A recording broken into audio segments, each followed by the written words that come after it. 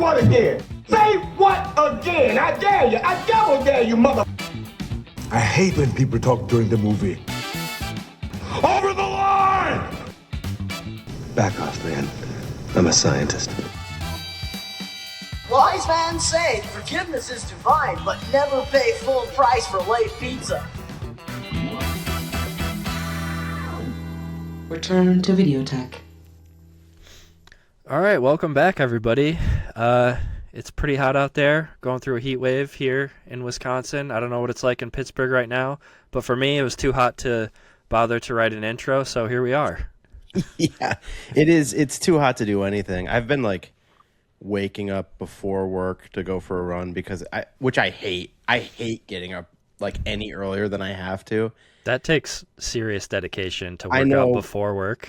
But I have to because it's like I can't go all week without running, but I can't go after. I mean, I would just be like, I would just be, I would be a puddle. I mean, there's this 5K in this like back in the hills old city neighborhood, and I've run it twice. I ran it this year. It's on the 4th of July every year. It's called the Brentwood Firecracker. It's at 9 in the morning, which is late on a hot summer day. You're baking in the sun the whole time. It's rolling hills. I mean, I was just melting. I basically black out for the second half of it. It's just, it's so brutal. Yeah, Pittsburgh is very vertical. Yeah. I remember like walking up that hill to get back to your house carrying 30 packs with you and Dave that one time and just like being dead by the time you get there. Yeah, it's almost unfair to compare anything to that. The hill going up to my house, it's like the aggro crag from Global Guts. It's just like impossible. There's like kids throwing like chunks of ice at you, like styrofoam ice from the top of it to impede your journey to the top. But yeah, it was rough. Like I've run half marathons that were like less painful than this. It's only 3 miles, but it's up there with the most brutal organized runs I've ever done. And basically this year and last year, I don't know how it was for you and if you can even remember last year, but we had like really cool May and June, like these long stretches of just very unseasonably cool. And then it's like as soon as end of June, start of July, it's just like body heat. Like, yeah. We're all thinking about like committing crimes and yeah. I'm sure the people listening are very enthralled by our talk of the weather, but it does play into this episode. You had the idea for this show to kind of pick basically summer movies. It started with you just talking to me about I can't remember what movie like you said about this, but it made me think of Basic Instinct, which we're not doing, but like the movies, like these love crime movies, where it's like, yeah, you know, getting into a relationship where the woman like maybe wants to kill you and how that's a through line in at least a couple of these movies. Yeah. Yeah. So that kind of got me thinking, and I was like, oh yeah, we should just do like summer, sultry, sweaty movies. Yeah. And we didn't really stick within that criteria. Probably, I would say 2 of 4 are very much that. Oh, yeah. 2 of 4 are like top tier sultry flicks. Yeah. Yeah. And then the other 2, I would just say are like summery. One is very summer. I have like one of your picks is on my top 10 summer movies list. Yeah. And, the other one was one that I knew you hadn't seen it, and it does remind me of summer. So all 4, I think, fit the summer vibe. Yeah, for sure. If they're not summer movies, they're hot, sticky, sweaty, somewhat sexy. Movies. I think two of the 4 are sexy. Yeah, there's elements of sexy in all 4. Yeah, that's true. Yeah. Yeah. Well, we were talking a little bit before we started the show. Neither of us have been to the theater, which is maybe a first on the show. Yeah, I've been on a bad stretch. To be fair, I've been watching a lot of the World Cup. You know, that's taken up a lot of time. And I don't know. There was nothing that I feel like I've been missed. The stuff I missed, I've already missed. So, like, I haven't been, like, going crazy to get out there. I do generally check every week what's coming out. And I'm like, oh, yeah, okay.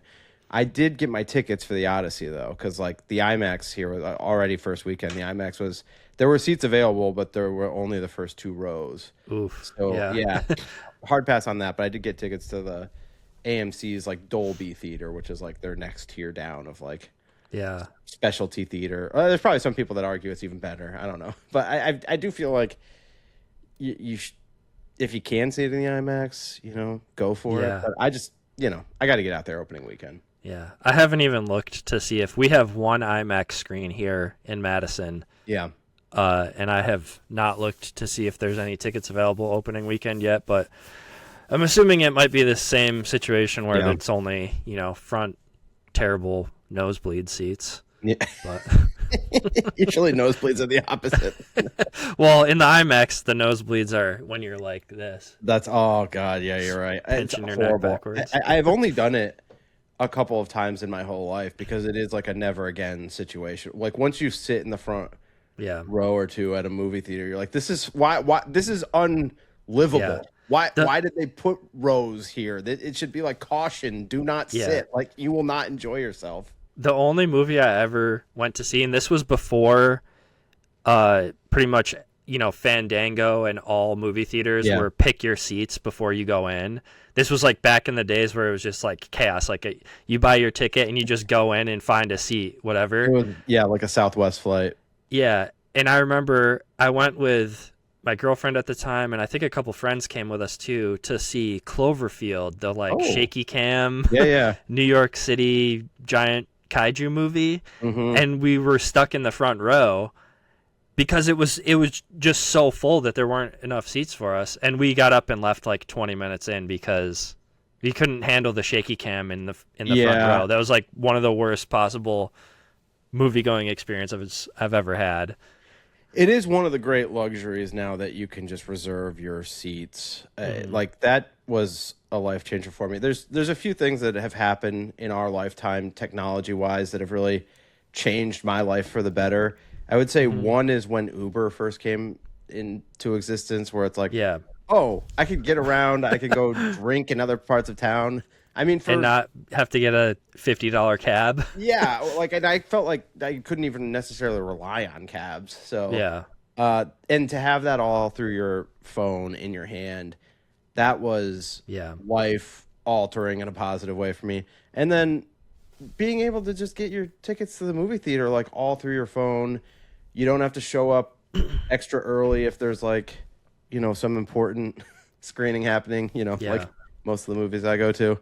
I mean, it'll be a controversial take, but I remember when Netflix streaming first came out, it was like incredible. It was oh my God, I don't have to go to the Blockbuster or whatever. And now we like pine to have that come back, which it's never going to happen. But dude, I remember I like posted on like Facebook, which I keep remembering that I accidentally reactivated, and I'm like, oh yeah, I got to go like undo that.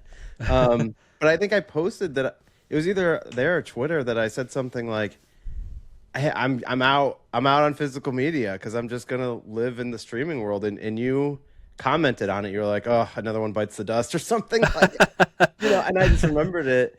You know, it only lasted like 3 years of me being out, but at the time I was like, this is great. Like I get I don't think I had the foresight either to realize like how much we would lose from it and how much it would kind of like damage the movie industry overall, because it really has kind of like devalued it, and we don't have to go down this road of like complaining about streaming. But when it first came out, it was so convenient and felt incredible. And just like the amount of access you had, you're like, oh my God, I can just like flip through. I have like 500 movies here that I can just watch at my fingertips. It was great. And you got like a treasure of like random stuff. Like I remember watching like People Under the Stairs. It's like just something that was really not...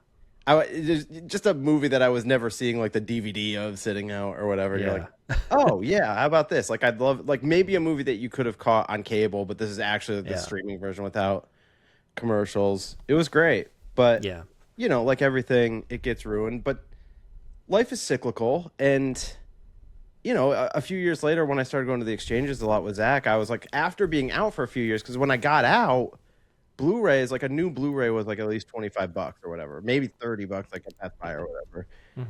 And I was like, this is starting to like be too much or whatever. Yeah.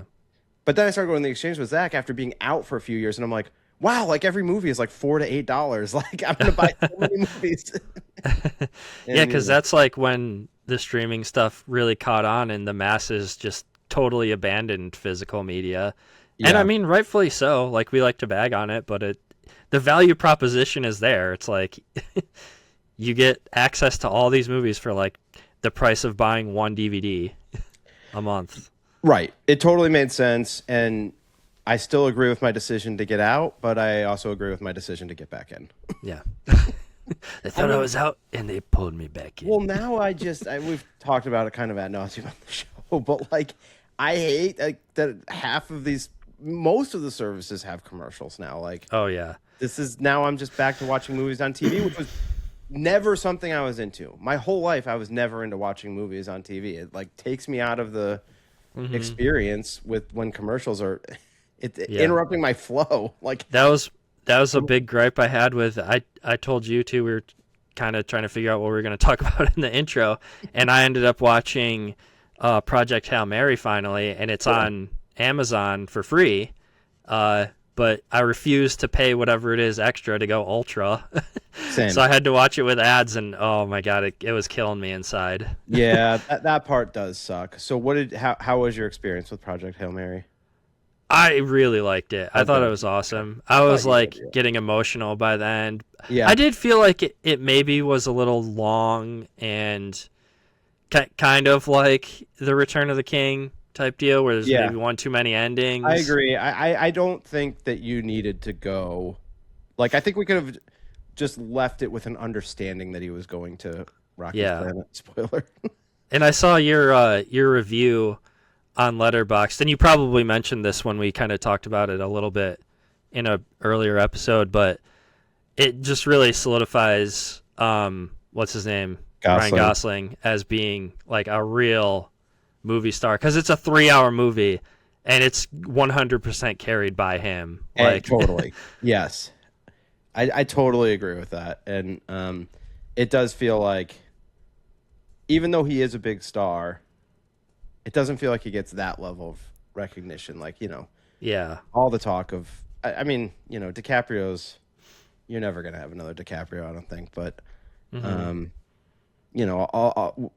it was a topic at the time, all the stuff about Chalamet. I'm just like, well, what about Ryan Gosling? I mean, as a top lead, I mean, this guy is like, to carry a movie like that.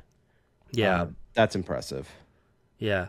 I will say, I did feel like the score was kind of like trying to knock off Interstellar a little bit. I felt like there was like glimmers of like almost two similar sounding pieces of music. I don't remember, but I believe you. Which is fine. That movie's old enough at this point, Yeah. But visually really cool too. I loved all the stuff when they got to like, the planet where they're capturing like the algae and stuff, and everything with Rocky I thought was pretty well done. I was surprised that I liked the humor as much as I did. Same. I thought it would be like too kind of hokey for me, too family friendly. Yeah. Gosling really does a good job with like that style of humor though. I enjoyed it more than I thought I would. Yeah, same. I mean, I said similar things, and yeah, it'll certainly end up in my top 10 of the year, I'd say. I think it was probably a better made movie than Disclosure Day. I almost certainly think it's a better made movie than Disclosure Day. I'm still interested in what Disclosure Day is trying to do. So I give it more points for that, because I'm just interested in where Spielberg was trying to go with it. But I do think Project Hail Mary is a leader in the clubhouse right now for my top 10 of the year. It will certainly be surpassed by things, but it's as good of a movie as I've seen this year. We'll just say that. I was going to say I'm not prepared for this right now, but maybe next episode we should have like a little like check-in on where we're at with our favorite movies of the year so far. Well, I'm not feeling too happy with myself that like, the first half is always a little underwhelming compared to the second half of the year, but I feel like I missed two really big first half movies with Backrooms and Obsession. So, you didn't end up going to the drive-in to see those? No, didn't get organized to do it. Oh, that's okay. Those will be on Blu-ray soon. Yeah. 4K. So, yeah, although you want to talk about checking in on where we're at for the year, because, and this is a nice segue, I'm at like 8 out of 9 slots filled for my physical media thing because of the start of the Criterion sale.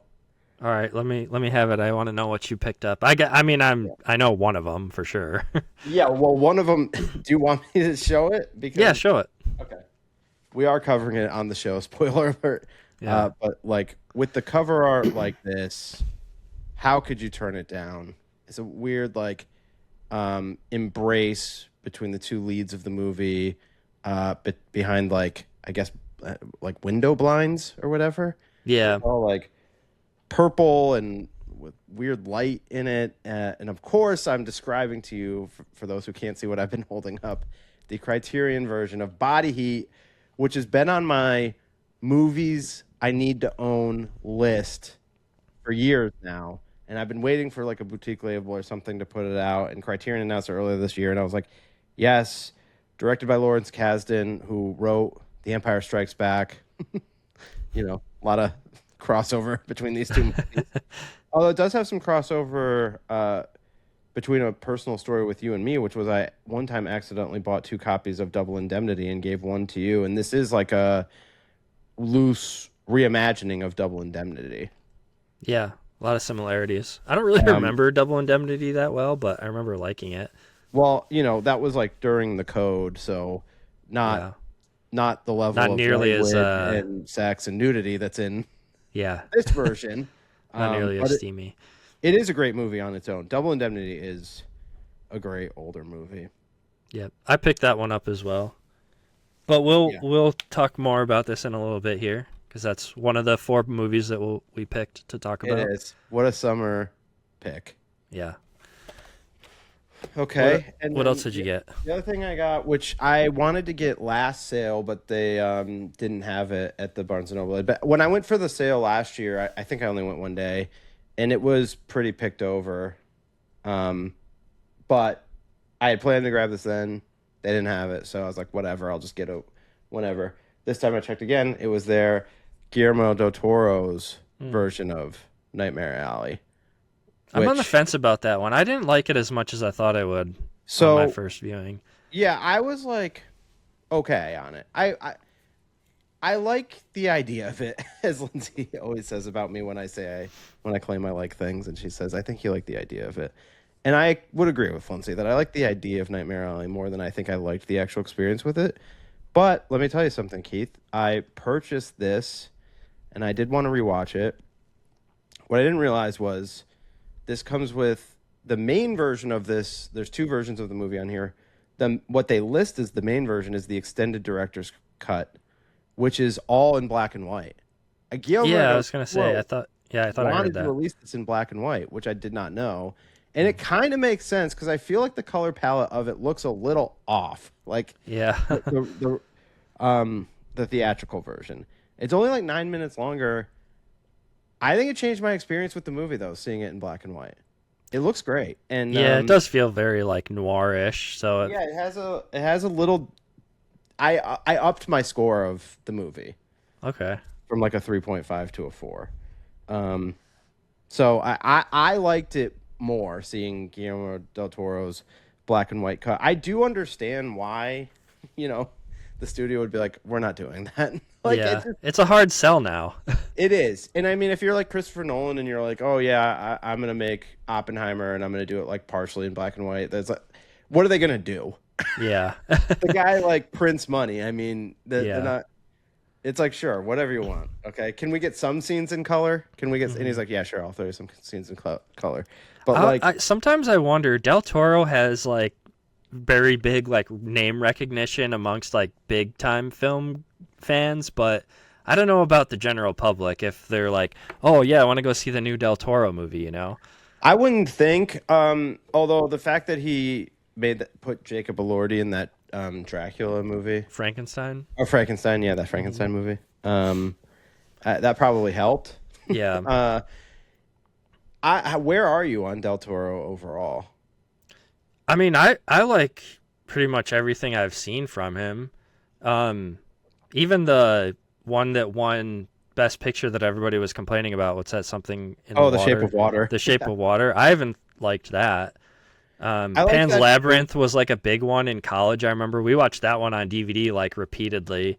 'Cause I feel like a lot of people in my apartment / house that we rented were fans of that, so we watched that one a lot. I haven't seen Pinocchio yet, actually. Nor I need have to I. see that one. But I like his style. I don't typically like the gothic style stuff, but for some reason, something about his movies are very like whimsical and dark, and I like it. Yeah, sometimes his movies are a little too. I don't know. I feel like some of his movies look real digital too, and I don't love that look. Yeah, that's fair. I don't know. I'm not like a dues paying Del Toro fan. I'm interested in whatever he's doing. I think he's sort of a niche film nerd style director, like I feel like some of the film nerds like really swear by him, and I'm just like okay on him. I don't follow him that closely, but if he's putting out a movie, I'm probably gonna see it. And I'm in on the Nightmare Alley black and white version. This is a remake of an old movie, which is also on Criterion, the original. Is the original called something else though?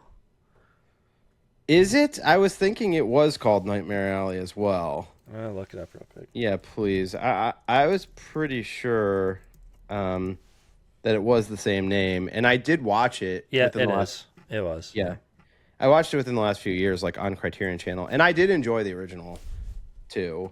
It's hard for them to quite pack the same punch, but the descent of the main character in this movie, I guess the rise and fall is a better way to describe it than just the descent, is compelling to me. I understand why it kind of would speak to Bradley Cooper.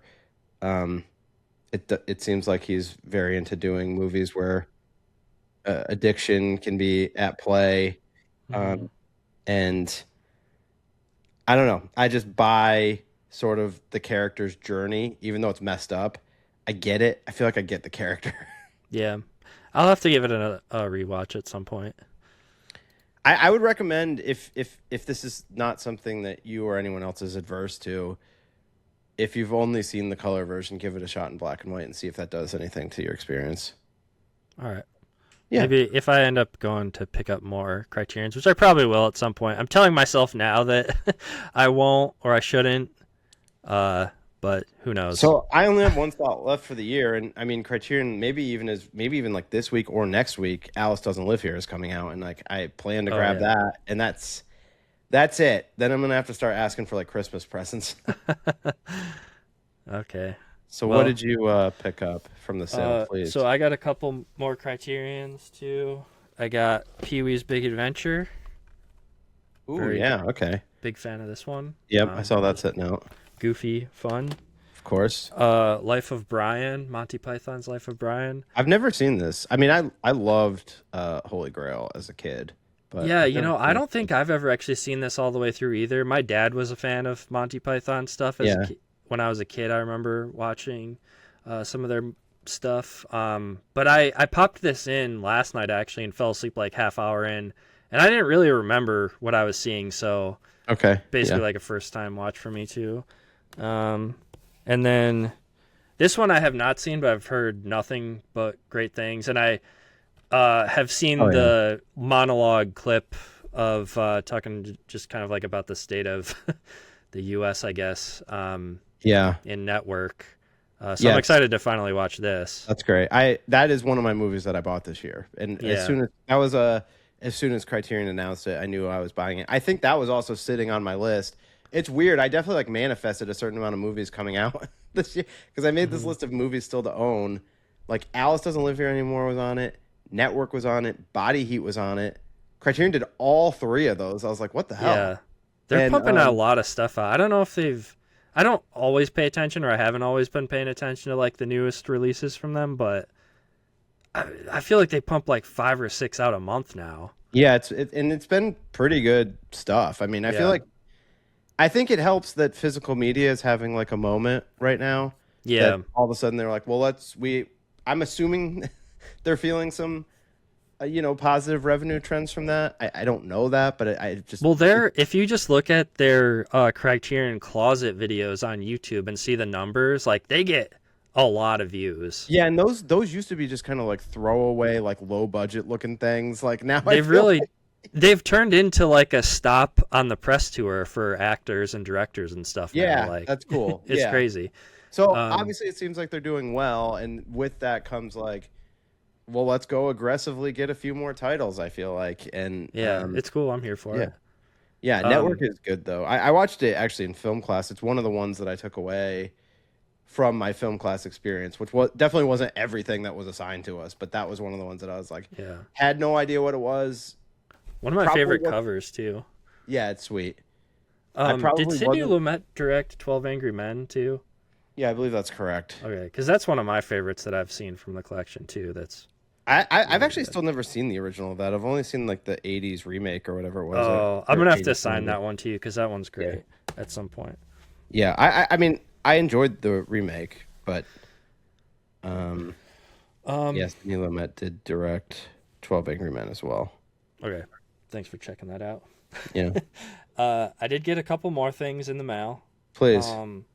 I got another John Woo movie, the chunky box from Arrow, The Killer. I watched this and had a good time. I didn't like it as much as Hard Boiled, but it's another really fun gunfight action movie. Don't really have a ton to say about it. If you're into like the Hong Kong cinema stuff, this is a cool one to check out, I guess. Okay. I enjoy an Arrow chunky box. I feel like it's been a little while. I guess limiting myself this year has been somewhat of a challenge in terms of branching out to some of the other labels. Criterion's had to eat up a lot of space this year. Yeah. Well, you're putting that limit on yourself, so I feel no sympathy for you. Yes, but it's all about finding balance in life, Keith. Another one that you recommended, Cutter's Way. I still haven't cracked it open and watched it yet, but I'm looking forward to this one. I'm going to be physically ill. I am green with jealous rage right now. This one actually like sold out at like originally, I think. And then I saw it pop up on some websites, and I got this from Valoria Video. I had it in my hand at the Vinegar Syndrome store in Pittsburgh. Yeah. And Lindsay was like, I was like, now I do already own this. And she was like, you don't need to get a different version of it. And I'm like, yeah, but it's a chunky box. And I love this movie. It's like, and she's like, you don't need to get you don't need another copy of it. And I'm like, yeah, but I could give my Blu-ray to Shane. Yes, I love the cover art on this. It looks amazing. I have like a imprint version of it, and it's just not. Yeah. It doesn't have as cool of a look as this. This is totally like just like a weird OCD graphic designer thing, but I love the like side panel thing here that Radiance does. I agree with that as well. I think their presentation is really strong. It's like Criterion, but like bumped up a notch. Yeah, in my opinion, I think they do a little bit better job. I wish Criterion would do these hard boxes for their box sets, like the 4Ks, but. Mm-hmm. What are you gonna do? They're too mainstream now, I think, to go this far, niche. Cutter's Way is amazing, just like 70s, like Jeff Bridges. Every outfit that he wears, I'm like, man, I wish clothes ever fit me that way in my entire life. I mean, it just looks cool. Yeah, I'm really looking forward to it because you were hyping it up a lot. So I enjoy it quite a bit. I mean, I think you'll find some problems with it. Like, I don't think you're gonna think it's a perfect movie by any means, but I think you'll get why I like it. You'll be like, yeah, this does feel like. Okay, I might watch that one tonight. It's also sweaty. Yeah. I don't know. I feel like we need to work it into the show. I mean, you don't hold off on it, but you at least need to report back. Like, if you watch it between now and the next episode, you gotta like report back because. Okay. Actually, I'm gonna grab one more thing real quick that I did get in between last show. Okay, please. Let's see if you can come back with some sort of like giant rug, some giant scary rug, like you did before. Nope. What is this? The cans going back on the head. Okay, before I show the last thing, I got this. This was used, but I just think it's really cool. I got this Stuntman, That which is really cool. Radiance also put out a really nice chunky box of this, but it was sold out pretty quick. And I was in my used store and I just found this Severin release of it that's like 12 years old or something. That's amazing.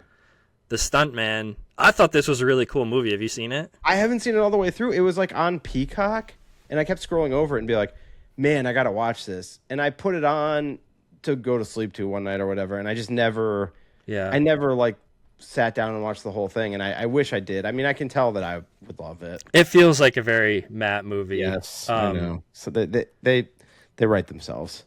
Really like blurs the lines between reality and movie making, and I don't know. I just thought it was a really, really fun movie. So if you have not seen The Stuntman, that's a high recommend too. Good. Kind of hard to find now, though, I guess. Good find, and I'm not feeling good that there's a Radiance Stuntman and a Radiance Cutter's Way, and I own neither of them. Yeah, they're putting out a lot of your style stuff. It's like the new cinematograph. So much stuff out there. I don't like that. I don't like that boutique labels are having such a moment right now. It's too much at once. Yeah. Everything. You're not going to be able to limit yourself next year. Make hay and strike while the iron's hot, and I get it, but it's like I like the slow trickle of the faucet. You don't have to turn everything on at once, you know? All right. Okay. Well, speaking of having a moment, this is probably one of my most anticipated releases. The Mortal Kombat collection with a K. Yeah. So finally got this in. I feel like I pre-ordered this like 6 months ago. It feels like, and so finally what got all it. is in this? It's just the first two movies from the 90s, and like a little booklet and posters and stuff. But you know, again, the cool rigid box. Obviously, it doesn't need to be mentioned. I'm like a massive Mortal Kombat fan. So I know it's not great, but no, I mean I love the first one. It's been a while since I've watched it, but I have that same level of nostalgia for it as I do for the first Ninja Turtles movie. Yeah, it's up like, there with it. Yeah, in terms of like movies that I just watched relentlessly. Mm-hmm. The second one, Annihilation, I did see in the theater, but I didn't really go back to it a lot. Like even as a kid, Now, Johnny Cage dying in the beginning. Spoiler alert. Yeah, and his the actor was replaced, and the same with a bunch of other actors like Christopher Lambert, I think is the guy's name who played Raiden in the first one. Sonya Blade is different. Yeah. So that was my first memory of being a kid when I remember seeing it for the first time and being like, "What the hell? Like, why are these different actors?" It feel like even before I was aware that this was a thing, it felt to me like, oh, they didn't put as much money into this, and this is like a drop off. Like you just knew. Like, you didn't have to be educated on these things. You're just like, this is obviously a drop off in quality. Yeah, it was unfortunate. I do still think there's like some charm to that movie. Yeah, though, like it's clearly a huge, massive step down from the first one. Well, but I guess if you want to say positives about it, I something that comes to mind, and again, I almost feel like I remember seeing in the theater and almost never again, but I still remember the theater. They probably have a better villain. Like the fact that Shao Kahn is actually the villain. I feel like he was probably scarier than any of the villains in the first one. Yeah, that's fair. It definitely feels like I feel like we brought this up when I went to the theater and saw Mortal Kombat 2, like the one that was just in theaters. Yeah. It kind of feels, even though the first one had the actual tournament, the second one felt like there was more fights in it and a lot more characters, and it just felt more video gamey. Yeah. So in that aspect, if that's all you are looking for is just some dumb fun fights, then it delivers on that. Yeah, and I mean, let's be honest, more often than not, that's what you're looking for. Yeah, just a bunch of dudes uppercutting each other. What's not to like? Yeah. All right. Well, okay. I think that can conclude our physical media roundup. You want to take a quick break and come back? Let's do it. Okay, we're back. And I forgot. I got something in the mail just today that I wanted to show you real quick that I think you might think is cool. It's a physical printing of the Physical Media Advocate magazine put out by, what's his name? Ryan Verrill. I don't know. Do you follow No. Someone's Favorite Productions podcast, or what is his YouTube I don't know name? The Disc Connected. Do you follow them? None of these terms that you're throwing out there I have any familiarity with. Well, the Disconnected and this Ryan Verrill guy who puts this together are pretty well known, like in the physical media, like YouTube podcasting world. Okay, makes sense why I don't know him then, since I don't know any of this stuff. He does a lot of really cool stuff with podcasts and stuff, and just look him up on YouTube. You'll find him. I think you'd like his stuff. Okay. But this is just really cool. One of my buddies, Chris, bearded film guy, has like a new column in this, and he was telling us about it.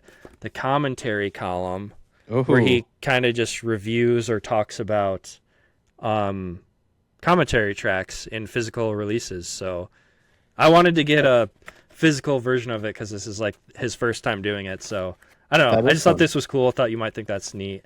It's got articles about all sorts of different physical releases and stuff. Okay. Yeah, this is cool. So is this a subscription or? It's a monthly. It says it's a monthly thing. This is the first one I've seen or heard about. Chris kind of just told me in our little group chat thing, and he was like, "Hey, check this out if you guys are interested." And it looked cool, so I was like, "Yeah." But do you have more coming, or did you just order one? No, I just bought this piecemeal. You can get them on Amazon. This was like $8 or something, or $10 maybe. But this is like issue 31. It says it's monthly. I don't know if that's 100% accurate or not, but yeah, I don't know. I just thought you'd think that's cool. I do think it's cool. It brings me to another question, which is like, where are you on director commentaries at this point in your life in terms of you actually going through the art of sitting through a commentary? I've definitely started listening to more commentaries since we've started this show. It's definitely a good way to get like some research for sure. Yeah. And I was never like the biggest fan of them in the past, but I would listen to them if it was like one of my favorite movies, you know? It's always been sort of reserved for me. Like if I'm going to do it, it's more reserved for when I get obsessed with a certain movie. There's just those times where I get like, okay, I'm very into Chinatown right now. Like I want to know more about this movie. I want to spend more time in this world that's not just the movie. So there's been certain movies throughout my life where that's been the case, and those are the ones where I've spent time with the commentary. It's probably a less than 10% of the time of movies. Maybe less than 5% even. Yeah, I mean, I think for a lot of people, it's a big selling point for physical media is to have that audio commentary where, you know, most boutique labels try to get at least one audio commentary on there. And it's a nice value proposition for people who are big film fans and want to learn more about movies, but I don't always think it's like necessary to enjoy a movie. Like you don't always have to know everything about the making of a movie to enjoy it. And sometimes, rarely. I think back in the day, when I was younger, I didn't really watch a lot of or listen to a lot of them on DVD because I feel like it kind of, if you know too much about it, then it feels more like the next time you watch it, you're like, oh, maybe it takes you out of the experience of getting sucked into the movie. Sometimes that was how I used to kind of look at it. I don't really look at it like that anymore. But yeah, I mean, I think it's cool. It's awesome that it's there if you want it, but most of the time, if I'm gonna watch a movie again, I want to rewatch the movie. Yeah. So I mean, it's just a time sink. That's the thing for me. If I had infinite time and like unlimited free time, I probably would listen to the commentary tracks on like everything that I watch, but I just don't have the time to do that. Yeah, exactly. I mean, that's a great way of summing it up. I already don't get to like the theater as often as I'd like to. So it's like, I definitely don't have time for like the second audio commentary track on whatever boutique label. I mean, that's not to discredit what they're doing with that or like say that they're not valuable or that boutique labels shouldn't keep doing it because it is awesome and a lot of people do enjoy them. I wish I had more time to enjoy them, but Yeah, in the same time that you could watch another movie with a commentary track, you could just watch a totally different movie that you haven't seen before, you know? Yeah, I guess I'm sort of a little bit of an anti-hero in the physical media realm because I'm not crazy about I'm never buying things for special features, very rarely, like audio commentary included.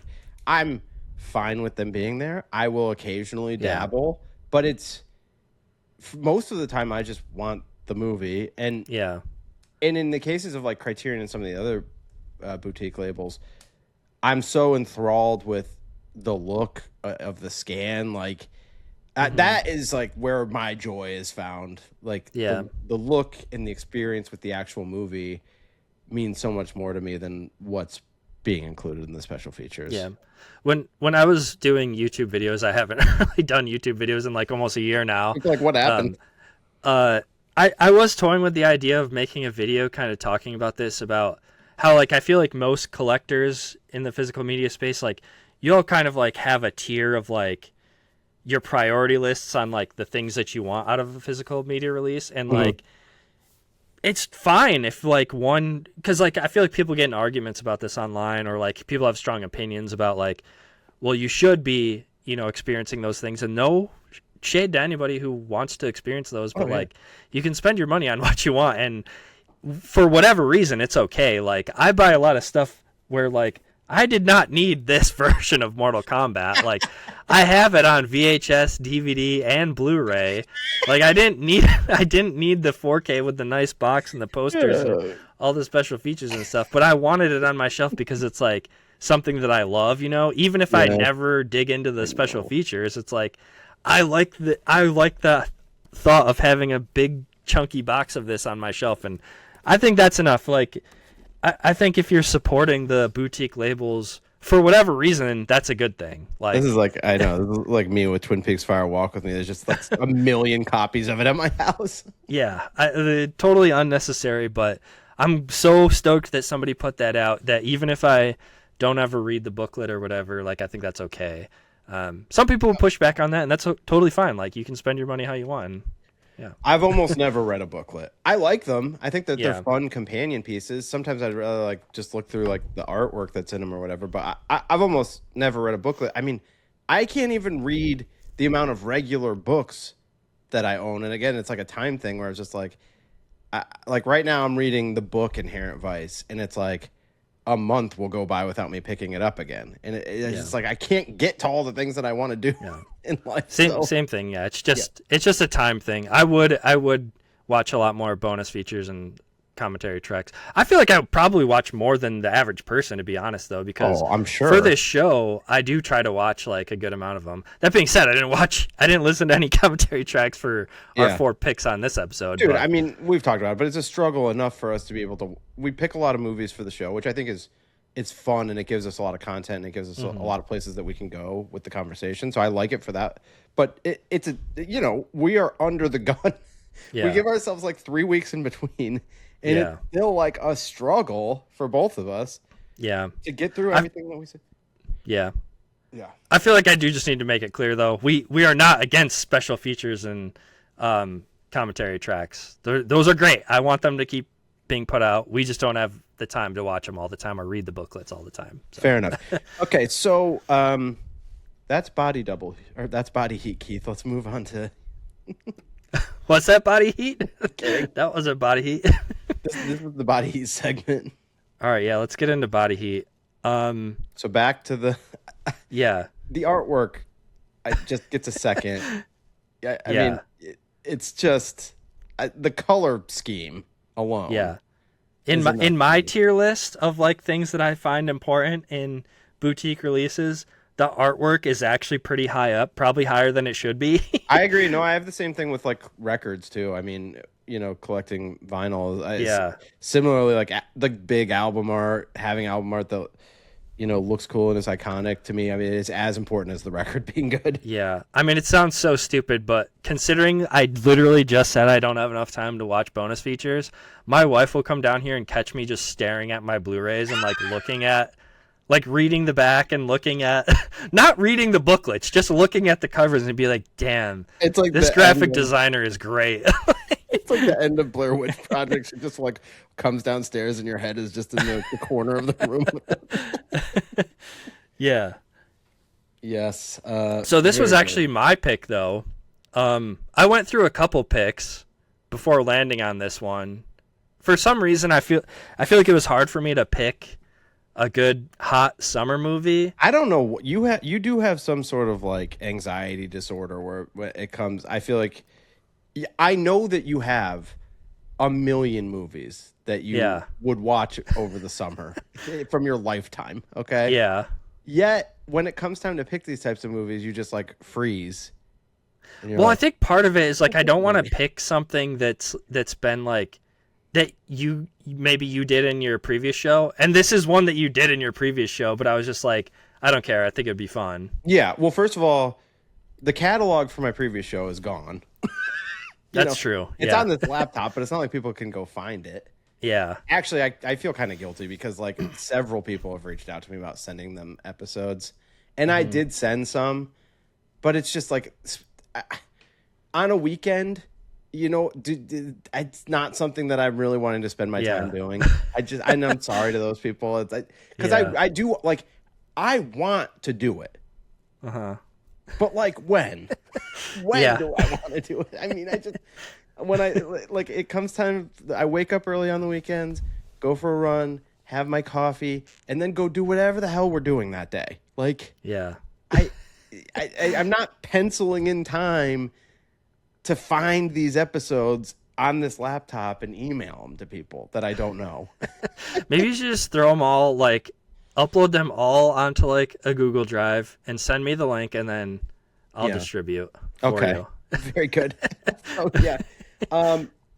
I do feel like Body Heat was perfect for the old show because it is, like, it's so, like, mine and Zach's territory. Very you and Zach coded, 100%, yeah. I had never seen the movie before you guys did the episode, and I watched it because you guys did an episode on it, and I liked it, but I didn't like love it. And then on this rewatch, I like loved it. Well, it is like it does border on being like too cheesy. Like there's definitely which, you know, noir erotic thrillers, there's always like some cheese there, you know. I mean, like it just comes with the territory. This one does border on being like maybe a little too much of that. The flirtatious dialogue in like the beginning periods of the relationship are very cheesy. Yeah.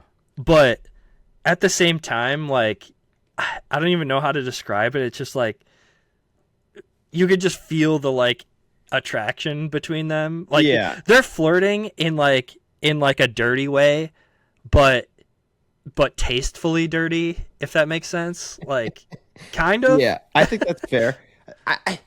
I viewed it a few different ways. I mean, in one sense, it seems like some of the things that he's saying, the thing to each other are like, would anyone ever go for this? Then it gets explained later because she's kind of setting him up.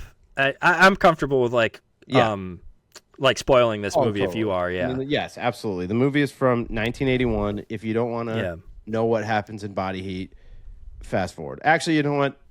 Don't listen to the episode. Watch Body Heat and then come back because it's definitely worth watching. I was 100% entertained and engaged like the entire time.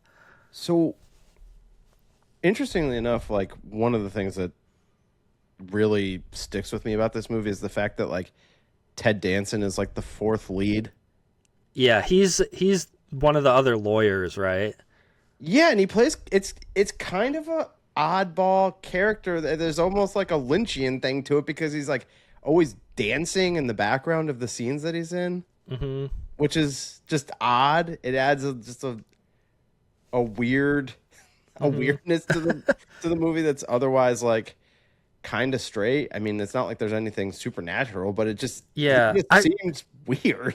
I kind of noticed that too, but I kind of just read that as it was a way for them to show how close these guys are with each other, or like how much they like each other and they're just buddies and they can be goofy and weird around each other. Is kind of like how I read it.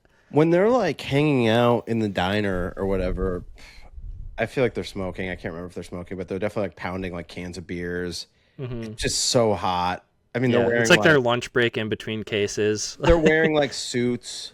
It seems crazy. Like one of the things that I always enjoy, about California is like, people can wear suits and it's fairly comfortable still, even though it's sunny and they don't have the crazy humidity. These guys, I mean, they're sweating through their shirts. Yeah. This whole movie is just hot, sticky. It takes place in Florida, right? Yeah. Yeah. Southern Florida. This would be hell for me to have to go to work every day and wear. I was having flashbacks because I lived in Florida and worked outside in Florida for a long time, and I hated being hot and sweaty like that. And it's like because of the humidity, you just never can dry off. And this movie does a very good job visually of like capturing that feeling, like the rolling fog in the mornings and how dense it feels and right from the opening shot where he's like in his apartment with that other girl, just kind of like looking off in the distance. I don't know, is there like a fire happening or something? Yeah, but everything is just so sticky and sweaty, and it is just through the whole movie. Like there's no escape from it. Like everywhere just seems hot and like uncomfortably hot. And I don't know if this was intentional or not too, but there was one visual thing that I noticed too, like specifically the scenes in the diner that you were just talking about, because that's like a recurring set in the movie. Like there's a couple times when they're hanging out in the diner eating food or whatever, chatting, and I noticed there's this thing where like when I lived in Florida, I was a camera guy for the news, and this thing would happen where your camera, the lens would fog up if you were sitting in your car with the air conditioning on, and then you went from in your or in a building that was air conditioned, then went outside where it was so hot and humid that your lens would fog up. And those scenes in the diner specifically looked like that. It's like it looked like the lens was fogged up. Yeah. And I don't know if it was intentional to make it look like that or if that was just like a side effect of happening. Yeah. I mean, it wouldn't surprise me. Any situation wouldn't surprise me if it was intentional, or it started as an accident and then they were like, let's lean into it. Yeah. But yeah, that's just one of the visual things where you're just like, man, you could just feel the heat in there. Like, yeah. And they are distinctly making an effort to let you, the viewer, know just how uncomfortably hot it is. And so much so that it almost makes the romance story a little bit of a stretch. It kind of feels like everyone would just be like, I'm too tired for this. Like this heat is making me drowsy. Like I'm too tired to get involved in this sultry relationship with you. Yeah. That's one of the characters in another movie we're going to do later literally says that. It's too hot to fuck. And even to just be like involved in all of this, I mean, you're having to drive around late at night, go to bars, like seemingly it feels like it's kind of far away from where he lives. It seems like a little bit of a hike anyway. I don't know, it just seems like a lot of effort, but she's putting a little bit of a press on. They have an undeniable chemistry and he just can't shake it, and it doesn't take too long before she's like, well, my husband's rich and maybe we should kill him. Yeah, I was gonna say, should we like just give a quick plot synopsis? Yeah, do you want to try or do you want me to? Yeah, give it a shot. So it's about a lawyer who kind of just bumps into this lady out on the boardwalk or something at one night, and they start this steamy relationship. She's married to a very wealthy man. They start this crazy sexcapade. Yeah. And they decide to kill her husband, right? I mean, that's the gist of it. And then... yeah, and then things start to unravel. Yeah. You find out later on that maybe she's kind of set him up and done similar things in the past, right? Yeah, you know what actually haunts me about the second half of this movie? And another movie that did this well was Killer Joe, which is like... maybe a different like class of people, but people that think they've outsmarted people in a situation and then it dawning on them Yeah. that they were the idiot. Like, it is Yeah. haunting in the second half of this movie because he is a lawyer. So you're like, okay, now there should be some context clues that he's not a great lawyer. Yeah. Lives in a he doesn't seem kind of like he's small too apartment. successful. Yeah, like eats at this diner, drinks beer seemingly in the middle of the shift. His car's kind of beat up. Yeah, like it doesn't seem like he's, you know, winning any, or like he's not like the lawyer from Gone Girl or something. Yeah. It's just like, But he's getting profile. by, and he's definitely doing well with the ladies. Life is fine, but Yeah. it is effective because in the second half of the movie you're like, oh, he's an idiot. Like, he's been had. Like, Yeah. and it dawns on him, but it's Mm-hmm. too late by the time that it does. Yeah, the ending of this movie is great. Yeah, like you said, just him realizing what's happened, how he's kind of been duped. And even when he's able to kind of put it together and explain it, it's so insane that nobody believes him, and it's just like there's no way to because like I mean she has a master plan that she executes. He is just a pawn in her plan. Yeah. And it works. Although I will say at the very end of the movie, I sort of interpret that last scene on the beach like she's thinking about him a little bit. I don't like. Yeah, I mean, I feel like it'd be hard for her as long as they were having their little soiree. It'd be hard to believe that she wasn't enjoying it at least a little bit. Yeah. Obviously, she had a mission the whole time, and like basically everyone else's mission in life, it was get the money. Yeah. That was the big draw for her, and she had a plan. She saw it through. He was just a pawn in the plan. But I kind of feel like at the very end on the beach, you know, they kind of are focusing on her gaze off into the distance, and you're like, I don't know. Is she like? I feel like maybe there's a little remorse or just kind of longing thoughts about, you know, this dude still. I feel like that's implied. Yeah, for sure. Okay. Yeah, I don't know what else to say about Body. I really enjoyed this movie, though.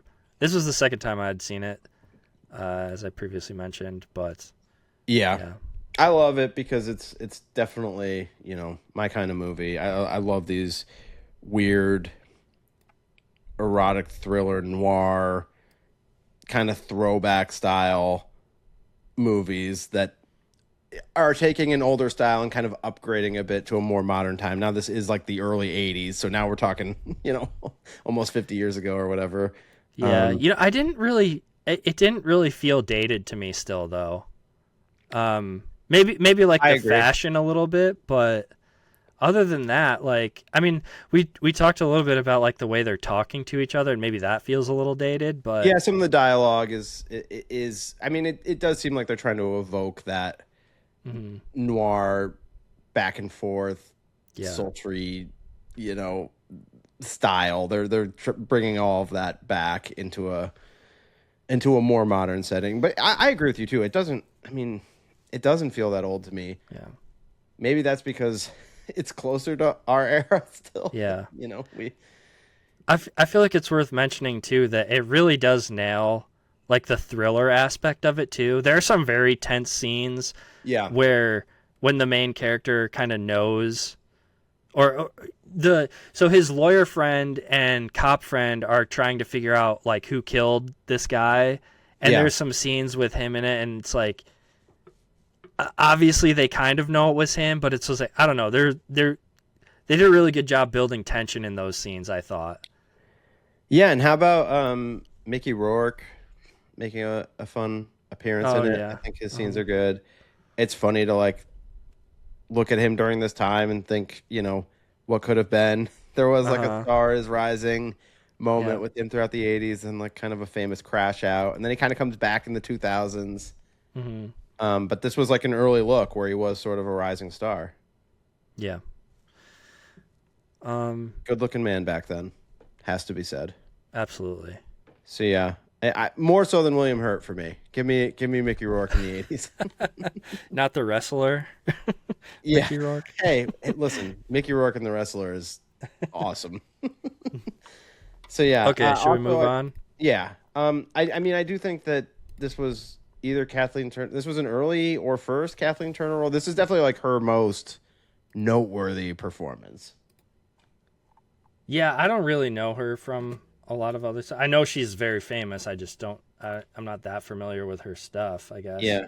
Peggy Sue Got Romancing the Married. Stone, Serial Mom, Peggy Sue Got Married are like her other top 3 on IMDb. Yeah, I mean, I would say this is the iconic Kathleen Turner movie. Okay, well, yeah, so that was your first pick. My first pick was something that I had wanted to assign to you as homework. It's definitely, I feel like it's a summer movie. Mm-hmm. It has crossover with what are some of my favorite movies. I have never quite gotten myself to a place where I've fully embraced it, but I always find myself wanting to go back to it. Mm-hmm. I'm getting closer to like just being like, I love this movie. I don't think I'm there yet, but I keep inching closer to it. I sort of was feeling like you may not like this movie, but I was like, I wanna send it to you anyway, and at least get your thoughts. At a minimum, it's from the guy that directed It Follows, which I know is a movie we both really like, and I was like, you at least have to see it. And to me, it's at a minimum like interesting to experience and worth talking about. So I was like, for those reasons alone, I want to assign it to you. But I did. I'll spoil it. I spoiled it for myself. I saw in your letterbox that you gave it a good rating, so I was like, "Oh, Yeah. okay." So Keith was liking this. All right, so let's hear it. Yeah, I was gonna say this might, or just seeing my opinion on Letterboxd might have surprised you, because I totally understand why you would say that, why you would think that like maybe this wouldn't be my kind of movie, because it is kind of confusing and it's very kind of like the West Coast, like I don't even know how to describe it, like noirish kind of thing that I'm like not always into, Chinatown-esque kind of. Yeah. But I really liked it. I think part of it is like the weird like video game aspect of it, like the Legend of Zelda, like finding the mystery type thing. I really liked.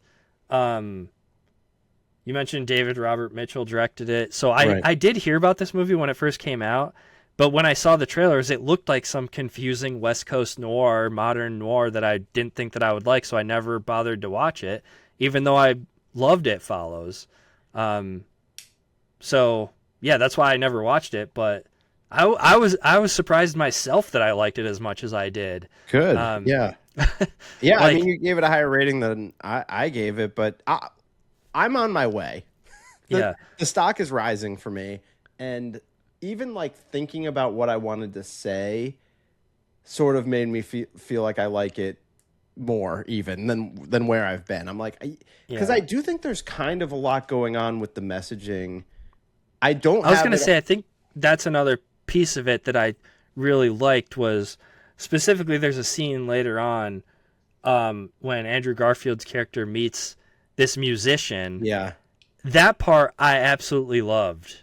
When he's going through playing all this music, and it's kind of this like conspiracy theory type thing where it's like, I wrote all this music that you love and like create your whole identity around as when you're a teenager. I was so into that. Like, you think that you found all of these interesting, unique pieces of music that have inspired your whole being, and he's just like, I wrote all that stuff. Like, it's all from me. It's all just manufactured.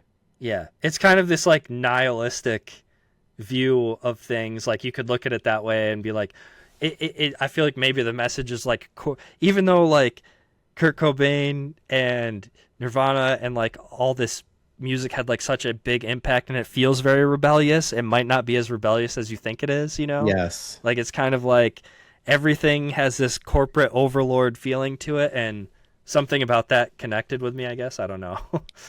So I don't even think that I have nearly captured all of the movie references that are in this, but I think that there's a lot.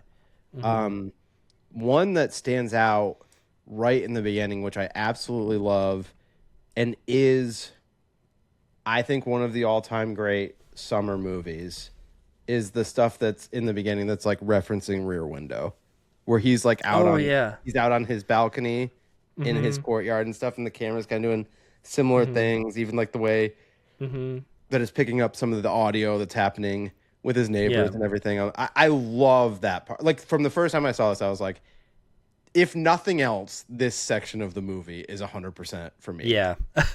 I love how so I'm okay with spoiling this too. I love how it like wraps around at the end. And like it starts with him like like you're saying, like looking through his binoculars at these different people in his like apartment complex or whatever, but he sees like the older woman topless on her porch, like with her birds in cages and stuff. And then the way it ends is like he goes and like ends up kind of with her in a weird way, like after he gets kicked out of his apartment. I don't know. I loved that bit too, because it was kind of, to me, it felt like him kind of like accepting his place in the world or something, maybe. Yeah, he experiences a change in the movie, and the way that ends, it's a callback to where he was in the beginning and how he's now different. Yeah. It's really hard for me to like get all my thoughts out on this movie because it's so strange. It's such a strange movie. Some of it feels like Inherent Vice, Big Lebowski, where it's like taking noir and like putting like a weird kind of goofy character in it. Like it's like pieces of that concept. Then it's like the bumbling lead kind of like nihilistic, making his way through life. But it's also like taking that character and like making it be like how we, I won't drag you into it, how I was in my 20s, like just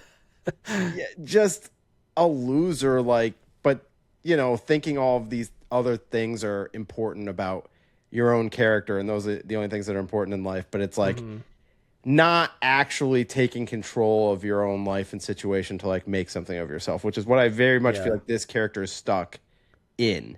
Yeah, his I really like repossessed. He's not paying rent. Now, granted, I was never like that, but like, just not focusing on taking control of his life and making something of himself. It's more just like thinking, just like music and movies and pop culture are important. Yeah, and that's it. Yeah, I really liked some of the conversations that Andrew Garfield's character, the main guy, had with his buddy Topher Grace. Yeah, where like one of them, he was kind of saying like, I wish.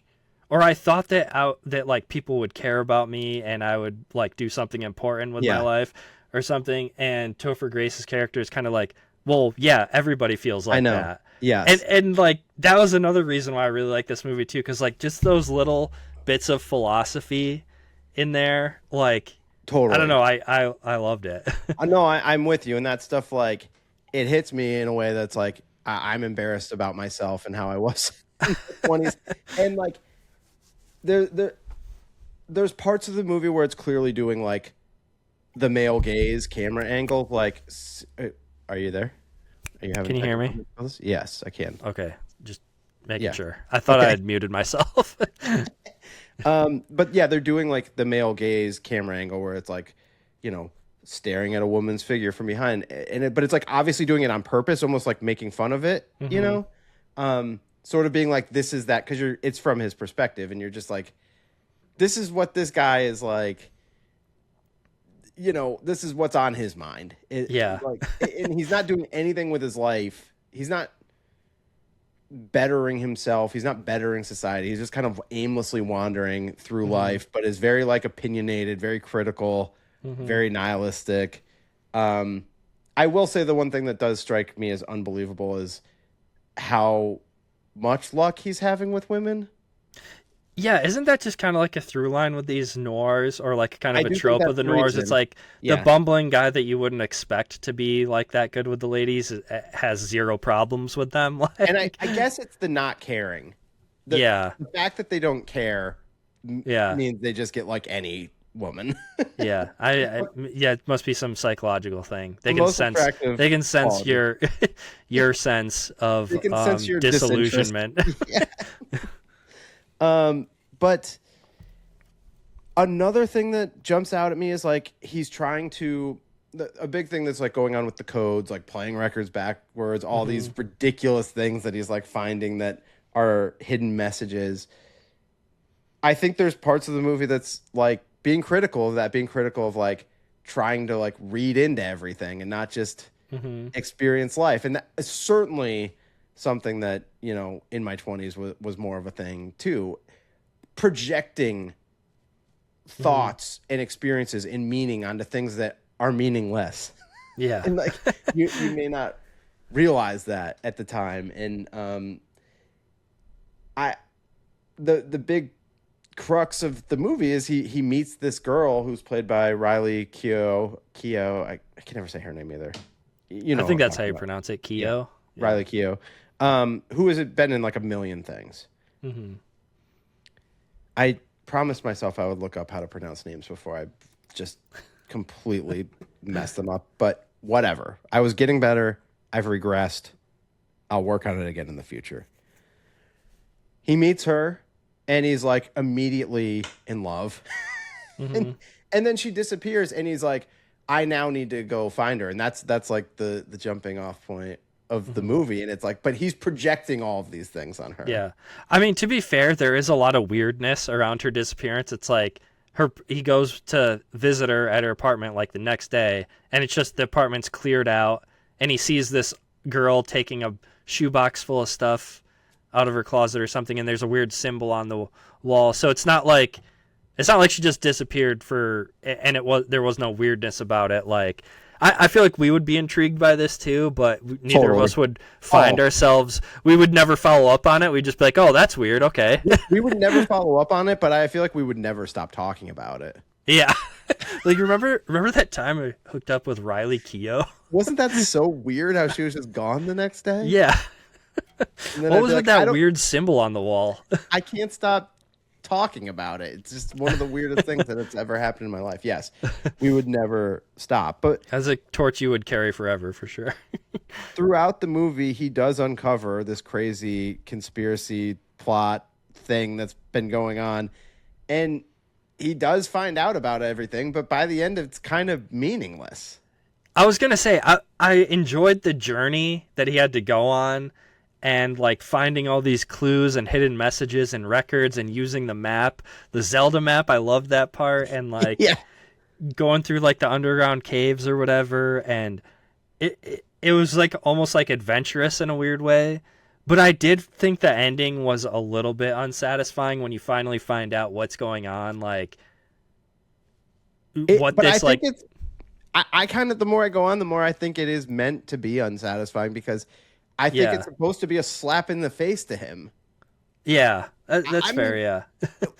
We kind of are rooting for this guy because this is the character of the movie. But if you take a step back, I mean, he is basically self-destructing his life. He's not paying. First of all, he seems like he has a pretty nice apartment, and he's like getting girls. His apartment is sweet. I'll say that. I loved his apartment. And so he's got a nice apartment. He's getting girls. Let's be honest. He looks like Andrew Garfield because he's played by Andrew Garfield. So that's great. Great for him. But he's just throwing his life away. He's not paying rent. His car is getting repossessed. It seemingly has been a while since he's had a job. Yeah. But he's more interested in finding out what happened to this girl than getting a job or finding money somehow. So. Totally. And I think by the end of the movie, he's had a wake-up call from this experience. And you know, we're not seeing him like, you know, completely making his life better at the end of the movie, but like the whole thing with the bird at the end in the girl's apartment where he's like, what is that bird saying? And she's like, I've never thought about it or whatever. Like, he's like, oh, okay. Like, well, that's a different approach through life. Like, yeah, maybe I shouldn't be spending time thinking about like these things that are meaningless.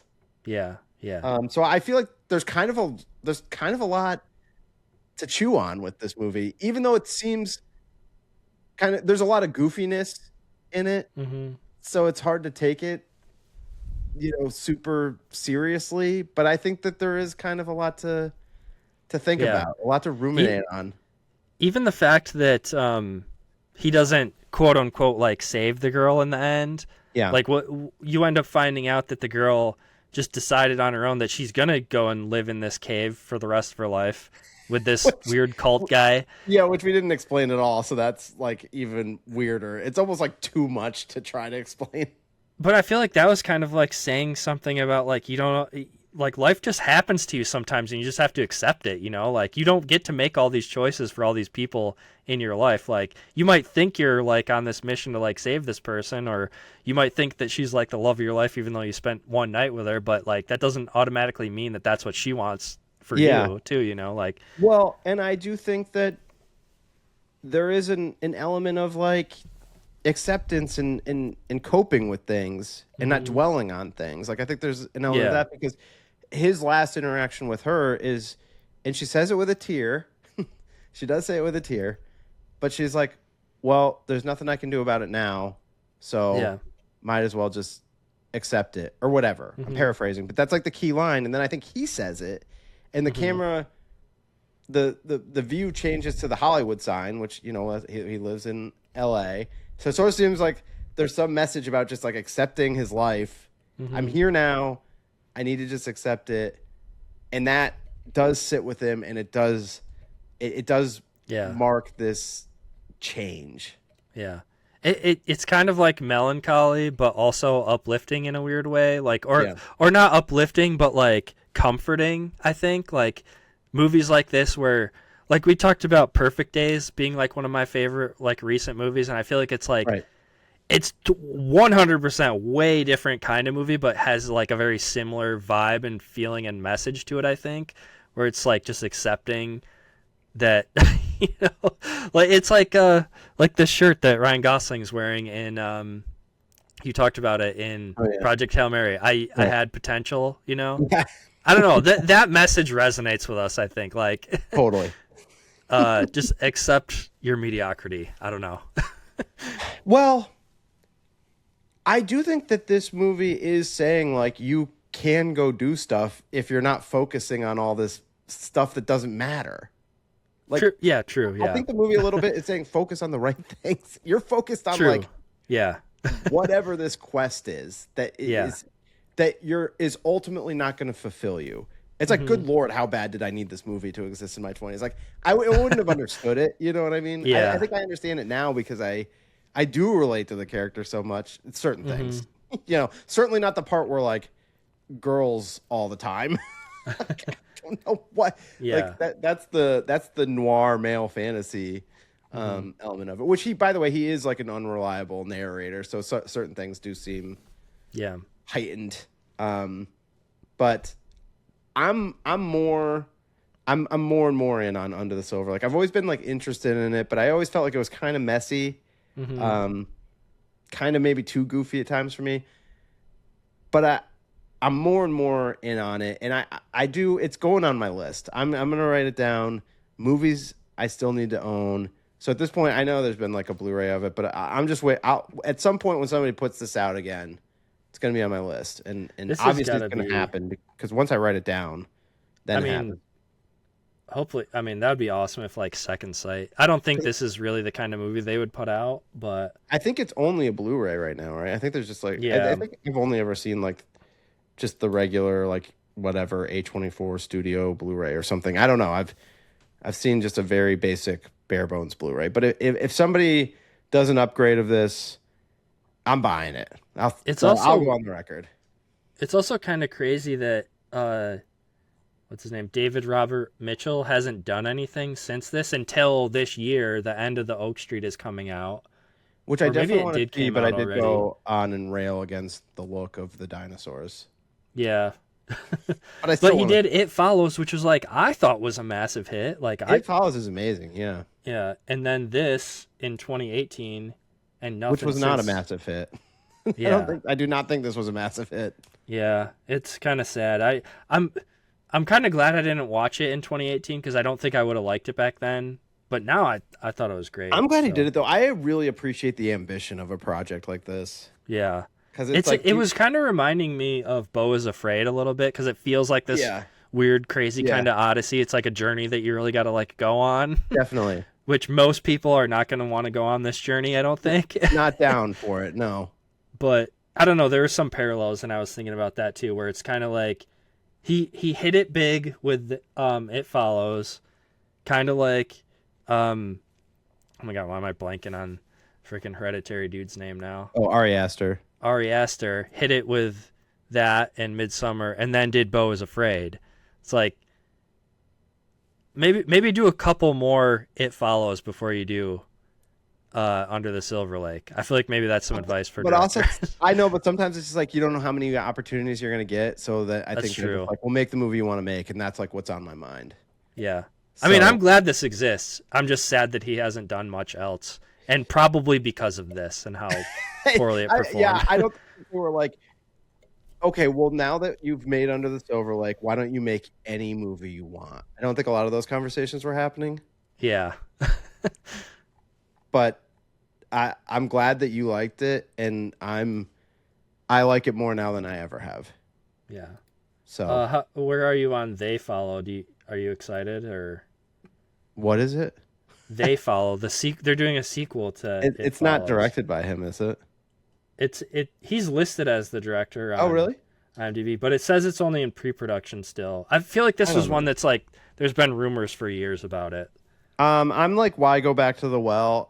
I'm not one of these like, you don't need sequels. In fact, I grew up as someone who was always wanting more. Like, yeah, but I don't know. I just feel like lightning. You can't judge it until it's out, you know. Yeah. Well, this isn't something that I feel like you need to go back to.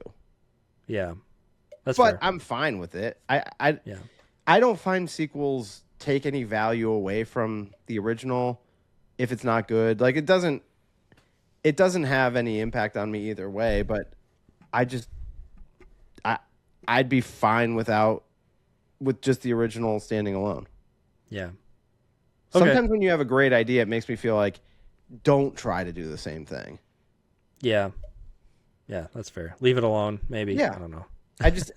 But like I said, it doesn't detract. I'm not one of these people that's like, oh, it ruins the first one. Like I'm not like that. Yeah. Okay. All right. Anything else on Under the Silver Lake? No. Why don't we do a quick break and we'll come back with our last two. All right. Okay, we're back.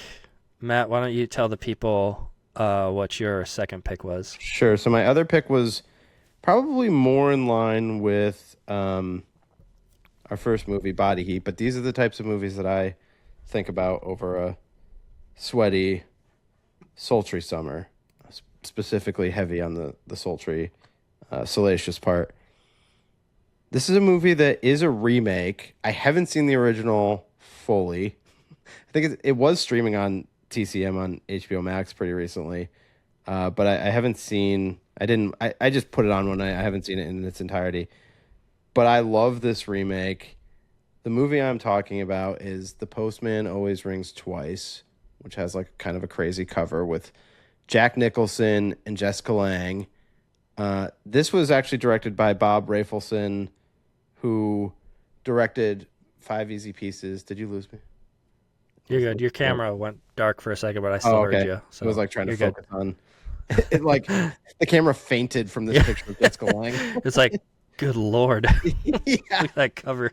Bob Rafelson, who directed 5 Easy Pieces, The King of Marvin Gardens. He worked with Jack Nicholson a bunch and remade this movie. The screenplay was written by David Mamet, who's like a Pulitzer Prize winning writer who's directed movies as well.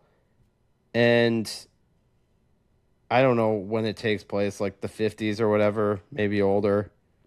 I was having a hard time gauging the time period, but I don't think it's really like that big of a deal, I guess. Yeah, it is a period piece. It kind of we've moved outside of LA. We're in Under the Silver Lake, heavily in Odyssey in LA. This is somewhere in Southern California. It seems like it's like on the outskirts of LA or something. Mm-hmm.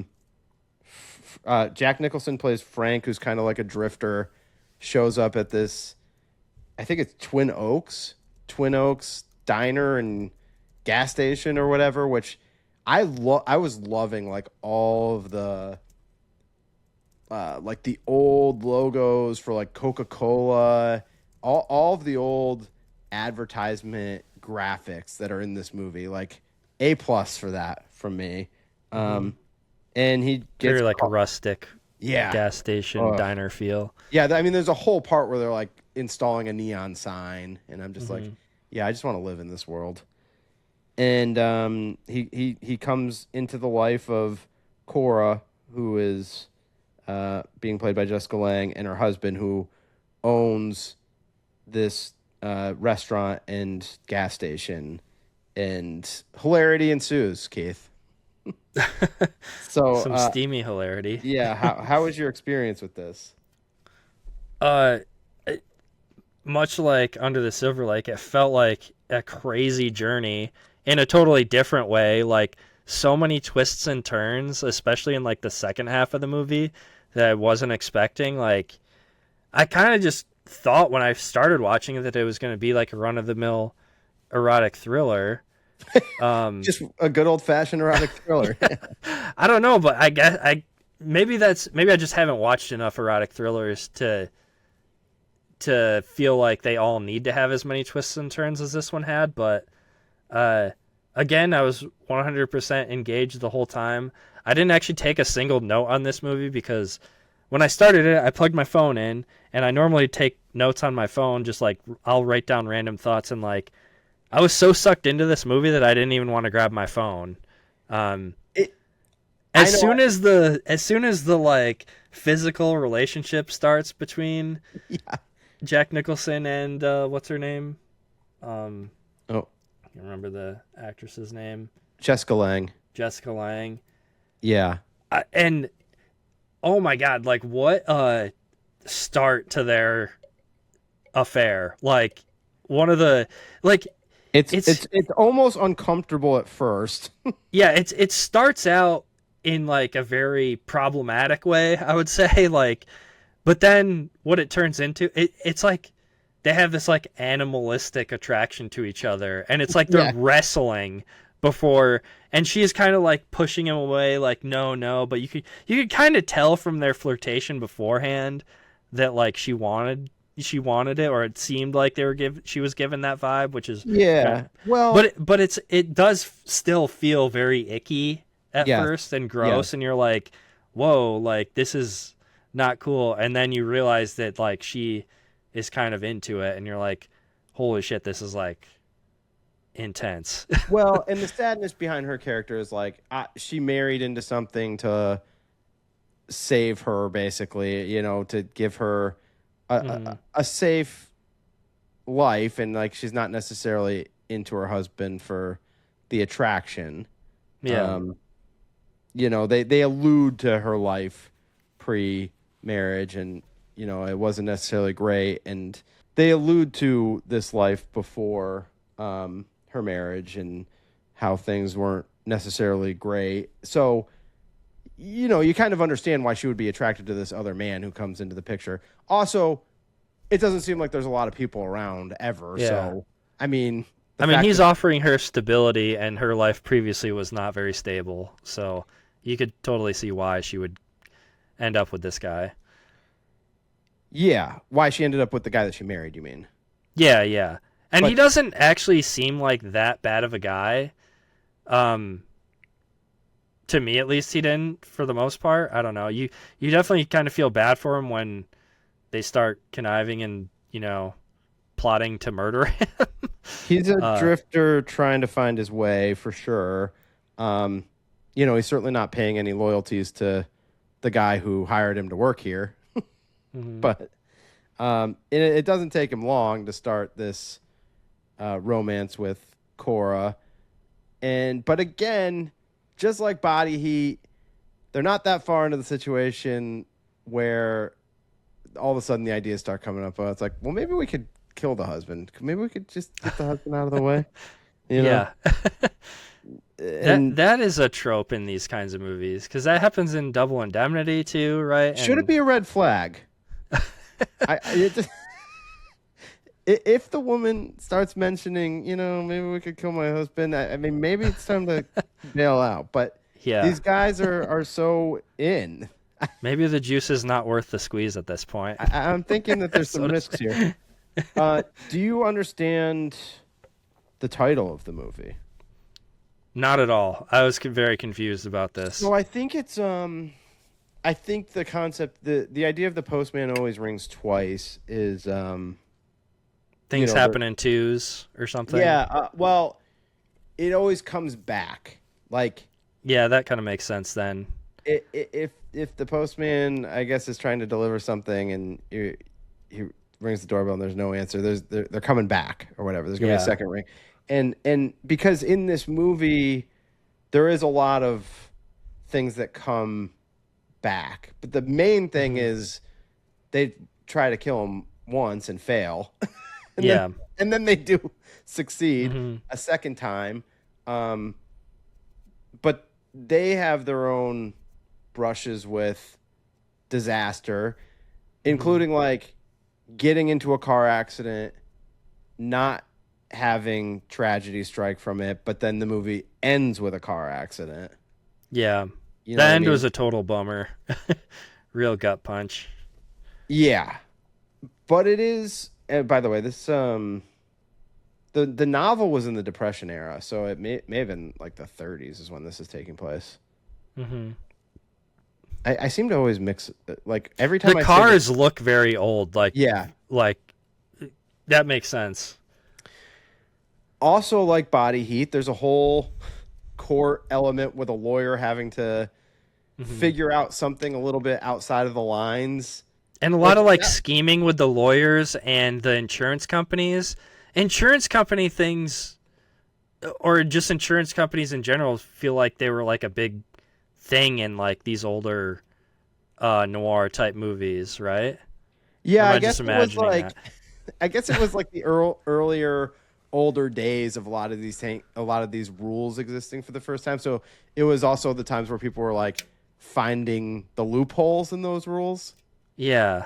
I'm sure as time goes on and we've gotten more sophisticated with the letter of the law. I mean, there's still people that there's people that spend their lives trying to like exploit stuff that just, lawsuits. How can I take weird niche stuff that you would never think of? How can I take like the ownership of this type of copyright that way? If like it's something that I know already exists, so this person's going to come knocking for it, and then or I can sue them because they're doing their thing, but I bought the rights to it. Like there's all sorts of stuff like that going on all the time, and it did seem like, in the earlier days where a lot of this stuff may have just been having loopholes exploited for the first time, it was a good plot device for a movie. Yeah. I don't know. This is probably going to sound like a really stupid question. You might not know the answer to it, but when did like health and life insurance and stuff like that first become a thing? It seems way longer than you would think. I don't know. Yeah. I mean, dude, I watch older movies and I can't believe that there were airplanes in them. Yeah. It just seems crazy. I don't know why I'm focusing on this, but it seems like a thing. Like I feel like I've seen like a lot of older movies where like the main character is like an insurance salesman or something, I don't know. Yeah, I mean, I guess long enough that people used to sell it door to door. Yeah. Which also seems nuts, but yeah, I don't have a good grasp on that either. It's like, I don't know. I was just like so thrown off, but also really into that whole aspect of it. Like when it switched to like the court dealings and everything that was going on with Jack Nicholson's lawyer and that, and like how they were finding the loopholes, like you said, and like getting out of it basically. Yeah, and so much so in this one that there's like two insurances at play. Yeah. And one is basically going to pay to make the other one go away. Yeah. And the whole thing gets squashed over that because basically one was going to be taking on a much bigger debt than the other one. So they were like, well, we'll just pay yours. Yeah. And and then make this go away. It just felt like a completely different movie, that whole like 30-minute section, It was like an Oppenheimer when they switched to like all their court dealing stuff. It's like it felt like a totally different movie. I don't know. But I liked it. I was into it. So well, they introduced that like Frank and Cora's lawyer who becomes sort of a main character for 20 minutes of the movie. Yeah, it felt weird and off, but I liked it. I don't know. No, I'm with you on that too. This is a movie that I come back to a lot now. I only saw it for the first time, I don't know, within the last 5 years. It was one that I just bought the Warner archive of, and I really liked it the first time I watched it. and I was like, yes, this is totally a movie for me. Angelica Houston is in it like late in the movie. Mm-hmm. And you know, her and Jack Nicholson had a on again off again relationship in real life. Is she the cat person? Yeah, the Carney or whatever. Yeah, the carnival cat, whatever you call it. I don't know. Yeah, and of course, like they immediately hook up. Yeah. That's what stuff like that was what I was talking about when I was like, there's like a million twists and turns that I just like didn't see coming at all. And why I was like surprised and like it felt like a crazy journey that you go on with this movie. Like even the fact that like when they first get together, they're like just gonna leave because Lang's husband goes away for the weekend or something to get this sign, this neon sign or something, right? And then they're gonna leave, and then Jack Nicholson like asks for some money so that he can go hustle these guys out of some more money, like playing cards while they're waiting for a bus.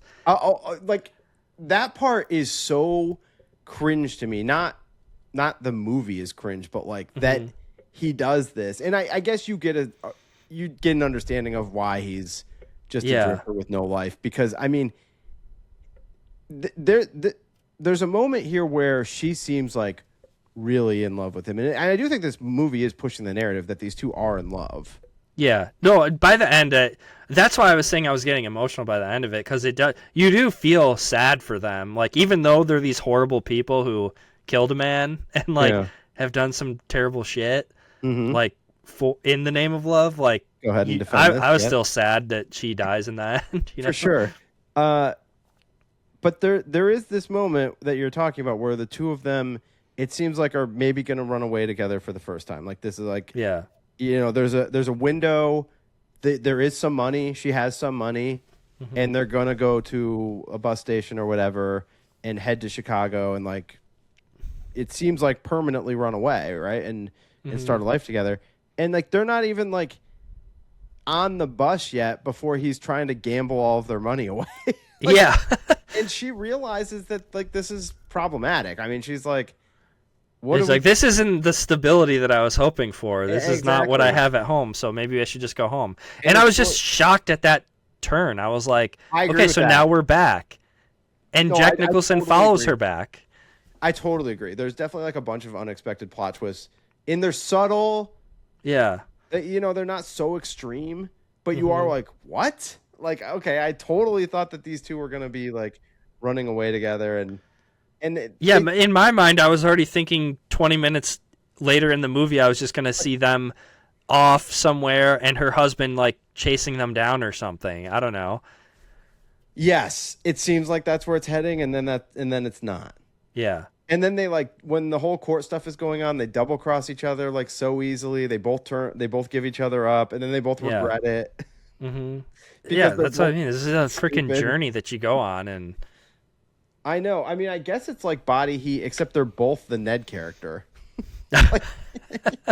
Yeah, there is no Maddie at play here. They're both Ned. Like they don't have good foresight, but you know, they're just a couple of crazy kids in love, and the passion is really something. And there was this like, I remember reading this Jack Nicholson quote, and now I can't remember if this is, because I'm looking at it now and I can't remember if this is it, but I remember being like this, just describing Jessica Lange, and this was Jack Nicholson described Jessica Lange as being, quote, like a delicate fawn but crossed with a Buick. And it's like, what does that mean? And then he praised her acting chops, noting that she has, quote, the instincts of a wild animal and the discipline of a veteran. I don't know. It does seem you are like, okay, even these quotes are sort of weird and kind of put this interesting glaze around the whole experience and movie.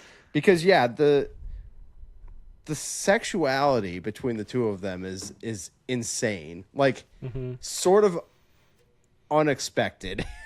Like, and it's not graphic, really. I mean, it's graphic in its own way, but like when I think of graphic sexuality in movies, I of course am thinking of like a ton of nudity, and there's not really any nudity in this, but it is. It will knock you out of your chair a little bit. I mean, specifically that first encounter they have is very intense and it's very physical, and like even though there's not like nudity in it at all, I don't think.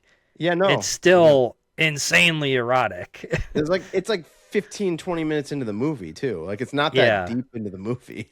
And the way that it builds up too is like kind of crazy. Like, so the guy had like just left, right? The husband had just left. He could have been like, oh, I forgot my jacket or something, and come back in. And Frank just like pulls the bold move of just locking the door to the restaurant. Yeah, he locks the door. Somebody's like knocking on it, and she's like, "Did you lock the door?" And he's like, "Well, yeah."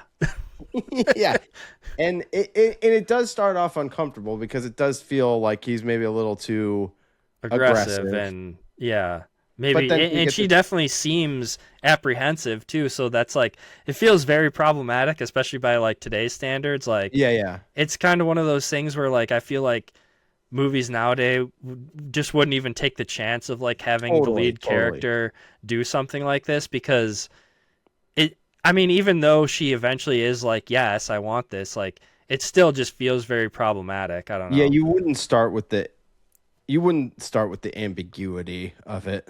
Yeah. Today. I don't know. And probably rightfully so, but that was something that I wanted to bring up in Body Heat too, though, actually, because their first encounters are both very similarly like aggressive and kind of wild and crazy. Because like in Body Heat, the first encounter is she tells him to leave after there's all this sexual tension building. That's true. And then he throws a trash can, or so. What is he? He throws something through the glass door to get into her, and she's just standing there, obviously like waiting for him. But I'm so glad you brought that back up. Yes, that is hilarious. I cannot believe signs that things are heading in a bad direction. Yeah. I'm willing to just like actually do damage to property in a house. Yeah. To like make this happen. Yeah. I mean, it's effective in like showing the drive that they have for each other. The animalistic nature. Yeah. of people of people that find themselves in one of these types of situations. Yeah. I don't know. So I just wanted to mention that real quick. So this is, I mean, Under the Silver Lake and The Postman Always Rings Twice have both been ones on my list of like, all right, I knew you hadn't seen either of them, and I wanted to assign them to you at some point. So mine worked as homework for you. Yeah. I had seen both of the ones that you picked, but they also worked as really good topics for the show. Everything leading up until now has mostly been pure fun. Yeah. You picked something that may be a little bit tricky to discuss because it is like a very serious topic and we like to keep it light. But I will say, I consider it an undeniable masterpiece. I said earlier, I at one point a year or two ago, I made my list of like top 10 summer movies or whatever. This is on it just because of, the sweltering heat. And it's just like such a... I mean, the heat and the summer aspect of it do play a role in the movie. Definitely. I was similarly a little nervous about picking this because it is just subject matter that's like hard to talk about. I don't know. Especially for people like us who no one wants to hear talk about. Yeah, I mean, just two white dudes talking idiots. about Do the Right Thing. I agree, though. It is a masterpiece. So, yes. Do the Right Thing. I've got my Criterion. The Digipack, of course. Yeah, I assume... Is yours a 4K? No, I actually just have the Blu-ray edition. Same here. But I was thinking that they did upgrade it to 4K. I actually don't know if they have or not yet. Okay, I might, but I will say, I mean, my Blu-ray looks incredible. Visually it looks great. Yeah, I don't even think I would upgrade it because it just looks awesome. It's to me Spike Lee's best movie. I also I found the 25th Hour to be a great movie too. I think that one might not be as rated as high. I love the 25th Hour but this I think is his best movie. I like Malcolm X too, but I just think this is far and away his best movie. I mean, I know that I've said the same thing 3 times. Maybe by the third time it'll stick, but it's one of his earliest movies too, I think, right? Yeah, he had done She's Gotta Have It before this, which I did like as well. And like a bunch of music videos and stuff too, TV stuff, I think, right? Yeah, She's Gotta Have It kind of feels like his version of a Kevin Smith movie. Like, I was thinking this kind of feels like a Richard Linklater, I agree, Kevin Smith type movie too, because it is just kind of like a slice of life, people hanging out, a lot of different interesting characters, just having weird conversations that don't seem like they have anything to do with each other, you know, but it works somehow. Yeah. It's 89 that this came out, but it feels like of that next Gen X indie filmmaking era. Like it feels like a part of that. Like it does feel like Kevin Smith, Richard Linklater, Robert Rodriguez, Quentin Tarantino, like that wave that would really like take more of a shape in the mid 90s. This feels like a contemporary to them still, even though it's 89 and early and a little bit ahead of them. I don't know. It does feel like part of that. There's something about this block on Bed-Stuy where this is taking place too. It almost feels, even though all the stuff that happens is like serious as a heart attack, or at least the stuff that happens at the end is serious as a heart attack, it almost feels like this interesting comic booky version of the world. Do you get that? Yeah, I mean, when you have a character named Sweet Dick Willie, like it's also like a lot of vibrant colors in the way that it's presented.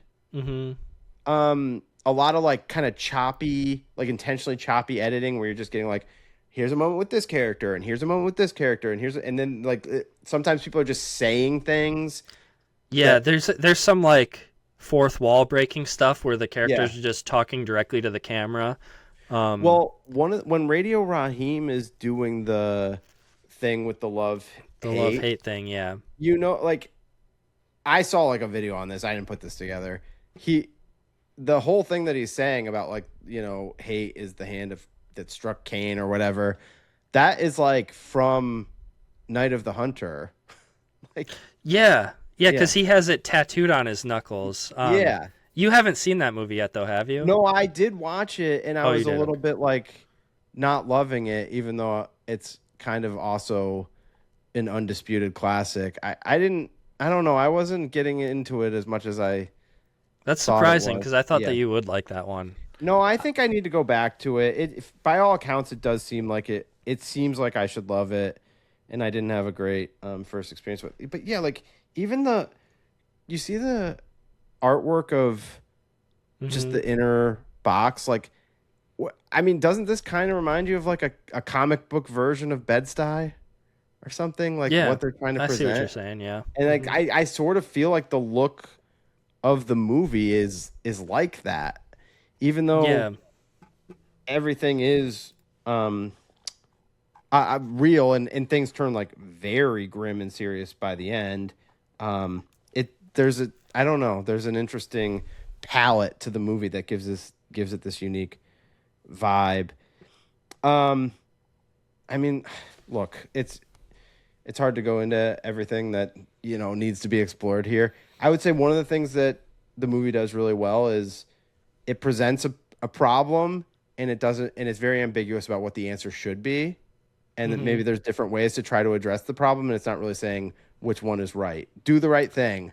Yeah. What does that mean? What does that mean? And it introduces and ends with the Martin Luther King and Malcolm X, different kind of quotes about violence and whether or not violence is appropriate.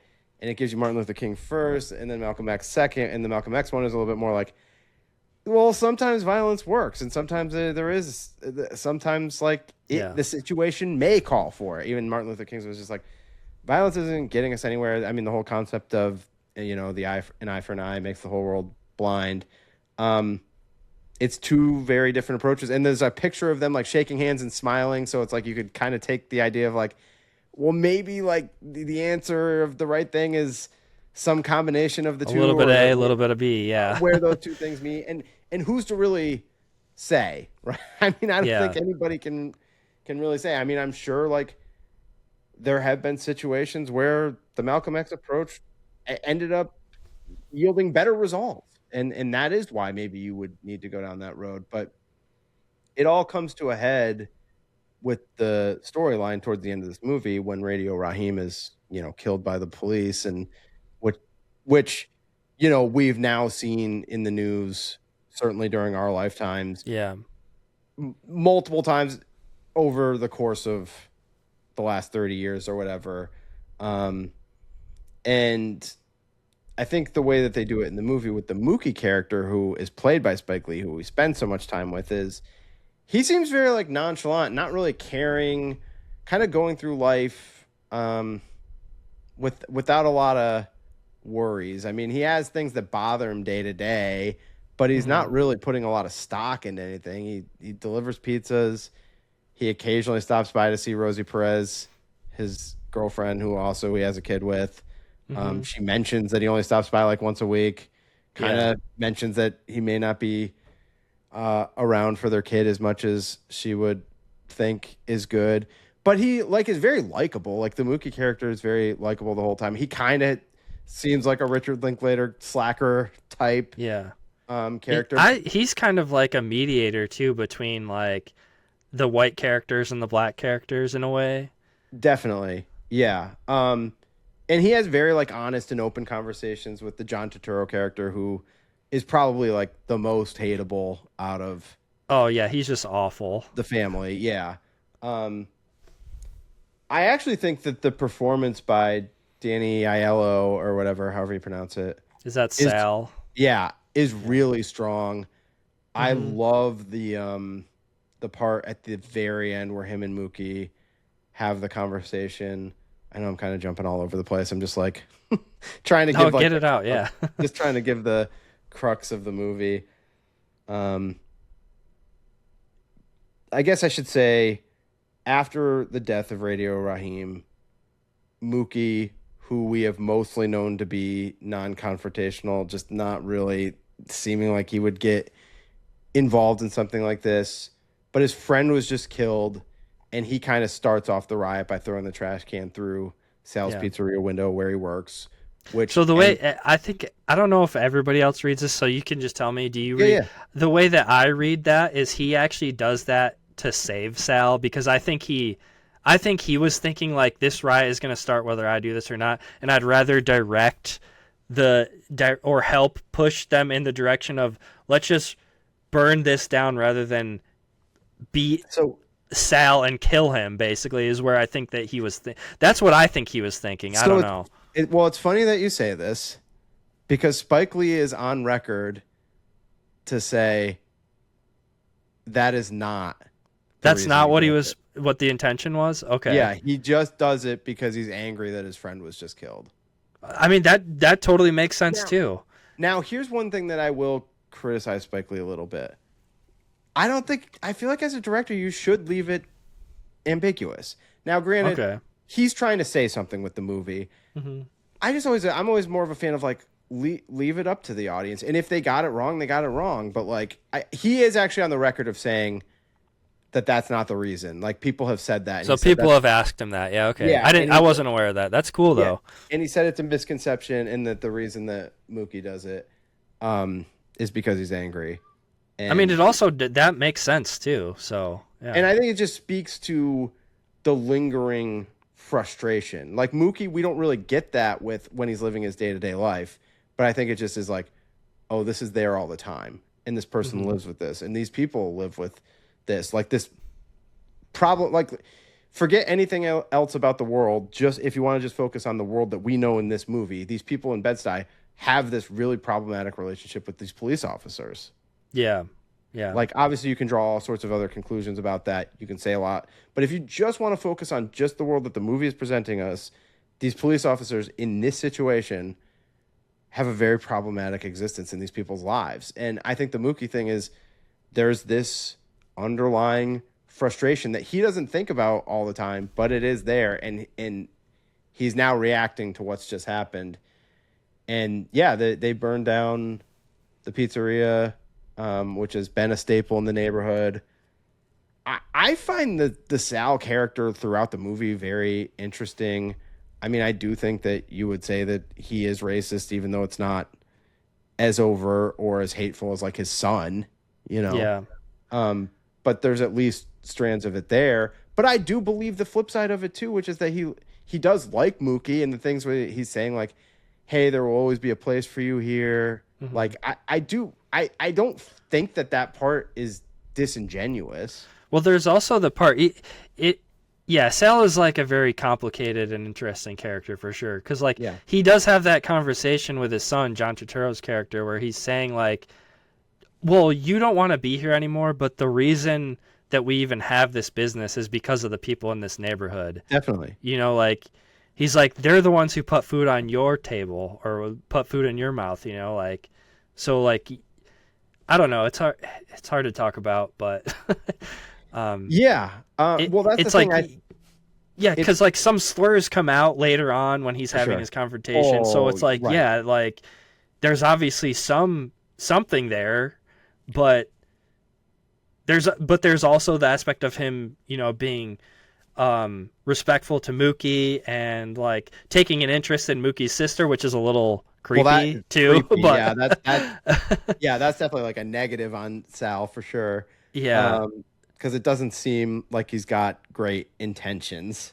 Yeah. I don't know, but he is just a very complicated and interesting character, and I don't know. I like the way that he's portrayed, I guess. Well, and I love that last interaction with him and Mookie. I mean, the part where he's like really flipping out about like, I built this place with my bare hands. Like, yeah, I don't like, I'm not saying that he was wronged so bad, but I just connect with it in the sense of like, I get why you would feel that way too. Like, and like I think the best part about that interaction too is how he gives Mookie, like he throws the money at him and he's like, here's more than what I owe you, basically. Yeah. And Mookie picks it up and he throws it back at him and he's like, you know what?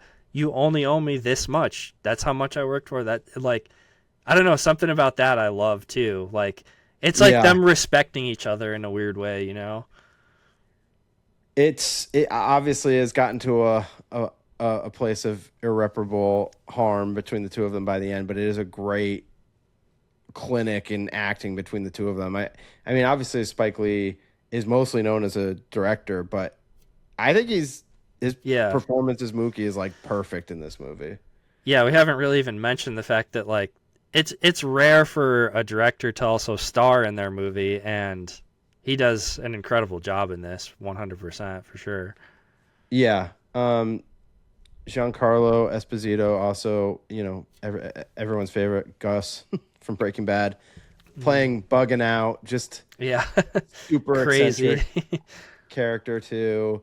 There's a lot of fun characters. I mean, you meet all of the different neighborhood characters. Everyone's sort of, you know, spending time talking about race, which is like crossover in many Spike Lee movies. And, you know, I think he's constantly pushing uncomfortable topics that he feels like need to be discussed and need to be addressed. And it's not always like giving you the perfect answer or the perfect resolution. It's like you're left with the ambiguity and your own thoughts about how to process what you're taking in. And there's no greater way of phrasing it than looking at it as like, we'll do the right thing, but what is the right thing? And it's not giving you that answer. Yeah, very well said. I once heard somebody say, and I don't know who this was, I heard it on a podcast or something, but it was like, a great movie tells both sides of a story well. Mm-hmm. And a great documentary tells one side of a story really well. Mm-hmm. And I don't really know what they were talking about when they said that. But the first part of that quote makes me think of this movie. Like, yeah, it's showing you both sides of something without really telling you which one is better. And maybe the answer in this case is like, there isn't a better. You just like try. Maybe there's some elements that you take from both. and it's all just navigating that, and who knows what the destination ends up being. Yeah. Yeah, I don't. You covered like most of my thoughts as well about this movie. I don't know. It's blunt and it's hard to kind of watch considering like some of the language and stuff that's going on, and the character specifically is like really hard to listen to him talk. Yeah. And especially like in a, post George Floyd and all that stuff that happened, like I don't know, it's crazy that this movie came out in 89, and it's just sad that like we're still dealing with like that kind of stuff now. It does seem crazy. It does seem crazy. Like you're just like, you would, why? I don't know. I feel like when I was watching this, I was thinking about like when I was a kid. I know you don't like to like talk about like politics and stuff like this that much on this, but I feel like when I was a kid, things just felt optimistic that they were going in the direction where we weren't going to see a lot of stuff like this happening still. I do agree with you that it did feel like the way that we grew up, in the time period we were growing up, it just didn't feel like, now granted we weren't, in every ecosystem of America or every, and I was going to say, it's kind of like my own naivete of like the area we grew up in, and like our own personal experience was nothing like this, so like this is like very foreign to like the way in the area that we grew up in, like all this stuff happening. But it just felt like when we were kids, like we were moving away from the racism and all that in America, and now it feels like we're just in the same exact spot. So even in the stuff in pop culture, and if you want to take like race out of it or whatever, like just the acceptance of the gay community and stuff, I felt like was very much a part of our lives growing up. Like it just felt like acceptance was permeating more into pop culture and everything. Like like forget even our community. It just felt that way for a long time. And then at some point it did seem like everything started to regress again. And I don't know exactly when all of those things happened, but yeah, it is weird because I do feel similarly to you that like just growing up in the 90s and everything that I was paying attention to in pop culture, which is where I get most of my influence from. I mean, obviously like I don't have the same experiences as a lot of some of the darker realities out there, but I do pay attention to what's like in the zeitgeist and permeating through pop culture. And there was times where some of this stuff was like we weren't heading towards acceptance and collaborative unifying, but then I did feel like there was time periods where there was, and everybody was like getting to a better place with those things. But then I don't know, it certainly didn't last. But I do think about that though, like what you said, because I remember being like in my 20s and thinking, when there would be like a lot of harsh negative things out there in the news or in social media or whatever, and I'm just like, what? Why? I'm just surprised that we're still like in a similar situation now, where this kind of stuff, like the Radio Raheem, is just so similar to like a lot of the stuff you see on the news now that it's like, it's sad. But I do think that that's like, so like I was only like a year old when this movie came out, and obviously I didn't watch this movie until like, I don't know, a couple years ago. I watched it for the first time. It was one of the first Criterions I picked up in one of the sales. So I came to this movie late, obviously. But I'd like to imagine that like when this movie came out, it was probably like a big eye opener for people to like what the Black community experiences on a day-to-day basis, because like before the time of like social media and everybody has a cell phone with a camera where you can like see stuff like this happening. It's like, I don't know. I feel like maybe this movie was like a little bit of insight into what it's like to, be Black in America. Totally. Or at least, in this specific region, like this neighborhood, I'm sure there's different pockets of different experiences. And I think one of the things that it's at least opening your eyes to is like, there is other things out there that you should be paying attention to.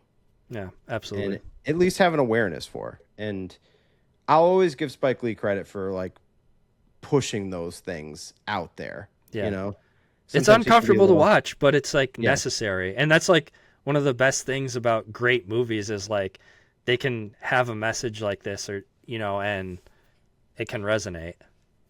And I know that this is going to sound like an odd comment, but he also finds a way of making this be like a fun movie too. Like I know there's like I know, yeah, we've kind of been like just hammering home like the sad bits about this, but it Yeah. is a fun hangout movie too. for Yeah. sure. Like not every scene is so uncomfortable. Yeah. You know, there's a lot of times where like the early stuff with Radio Raheem and even Bugging Out, like who just mostly seems eccentric, like early on. Yeah. Mookie just interacting with everybody in the neighborhood. Demare, I love Demare's suit. Uh-huh. And Sweet Dick Willie and like his bros hanging out, Yeah, drinking beers. right. So you are seeing like a lot of the good stuff too, and like the summer heat part of it is obviously like a huge part of the movie because it's the tensions Yeah. are rising Mhm. because of the unbearable heat. I don't know what it is, but us humans were not meant to live in Yeah. this, like relentless heat. It's just, obviously the through line in these movies is the heat is making everybody act a little crazy. Yeah. And we didn't talk about there's like not a lot of like sexy stuff in this movie, but there is one scene The ice where cube. Mookie goes, he's like on a break or something, and he stops at his girlfriend's house, and like there's like an ice cube involved, and like as I mentioned before, she's kind of like it's too hot to bang, Yeah. and he's like rubbing the ice cube all over her, and it's like it's kind of funny, but also like sultry at the same time. I don't know. Yeah, so we we did get a little bit of the sultry in all the movies. Yeah. And yeah, I mean the movie opens with her doing that like crazy dance number. Oh yeah. Can you do Which that? is- Those moves? I don't think so. My moves are pretty hard to take in visually. I think, Rolling the dice. That's all you got. yeah, I think I would probably cause some people to faint if they saw my dance moves. Okay. Well, Yeah, I don't know. Have we had enough of a couple white dudes talking about do the right thing? yeah, probably. I mean, it's always like, the easy thing to say is like, well, you two don't know what you're talking about, and it's like, you know what, we're comfortable with that. Open to being I mean, there's wrong. not really. I don't really have like a rebuttal if anybody's thinking that listening to us talk about this, but I don't know. I think it's important. It's an important movie for people to see, I think. Yeah, and I don't know. it's to me, it's a great movie. It's a very watchable movie. Like I said, I mean, I consider it Spike Lee's masterpiece. So, and even though it is dark and difficult to face some of the things that are in it, I find it a very watchable movie. Yeah. Like, I mean, if nothing watchable else, to me. too, even though we're just two white dudes talking about it, it's like this movie gives you a window into like what that life is like. So For sure. I think that's an Now- important aspect of movies is, showing you different perspectives. So Yeah, interesting if you smash cut to now, some of like the surrounding neighborhoods by Bed-Stuy are just like hipsters wearing cargo shorts. yeah, it's all been like gentrified and I stuff know. probably.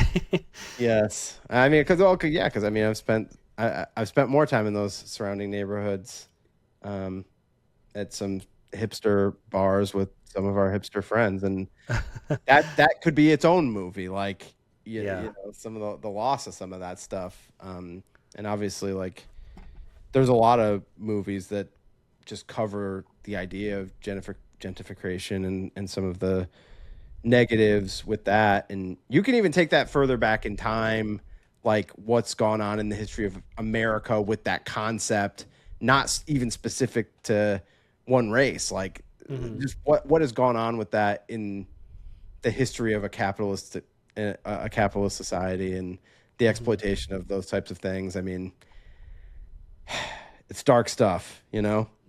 It's not particularly uplifting, but there is a part of it that some of it is just like the evolution of societies and what happens to. And I'm not saying it's great, but it is there. It's something that we've seen happen over the course of history. And, that's not present in the movie, but it's almost like an extension of the movie. Yeah, for So, sure. okay. Yeah. you're Okay, right. well, we made it through. I was nervous about that one. Yeah, it's tough. It's difficult to talk about, but it is just such a great movie. And I'm glad we covered it because it's not exactly Jaws in terms of my summer movies, but it's on the list. You know. Yeah, it's up there. It's one of the greats. Okay. Okay. Anything else? No, I think we're good. Okay. All right. Thanks everybody for hanging out with us. We'll be back again. I don't know, in a couple weeks. We'll see. We have a loose schedule. We'll see how it goes. Yeah. You can find us on Instagram at High Volume Video. If you're listening on Apple or Spotify, please leave us a rating and review. That helps out.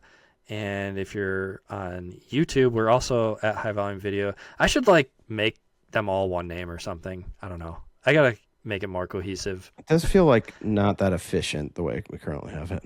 Yeah, I don't know. Maybe we'll figure that out at some point. But yeah, thanks everybody. We'll see you in the next episode. Bye. Say what again? Say what again? I dare you. I double dare you, mother. I hate when people talk during the movie. Over the line! Back off, man. I'm a scientist. Wise man say forgiveness is divine, but never pay full price for late pizza. Return to Videotech.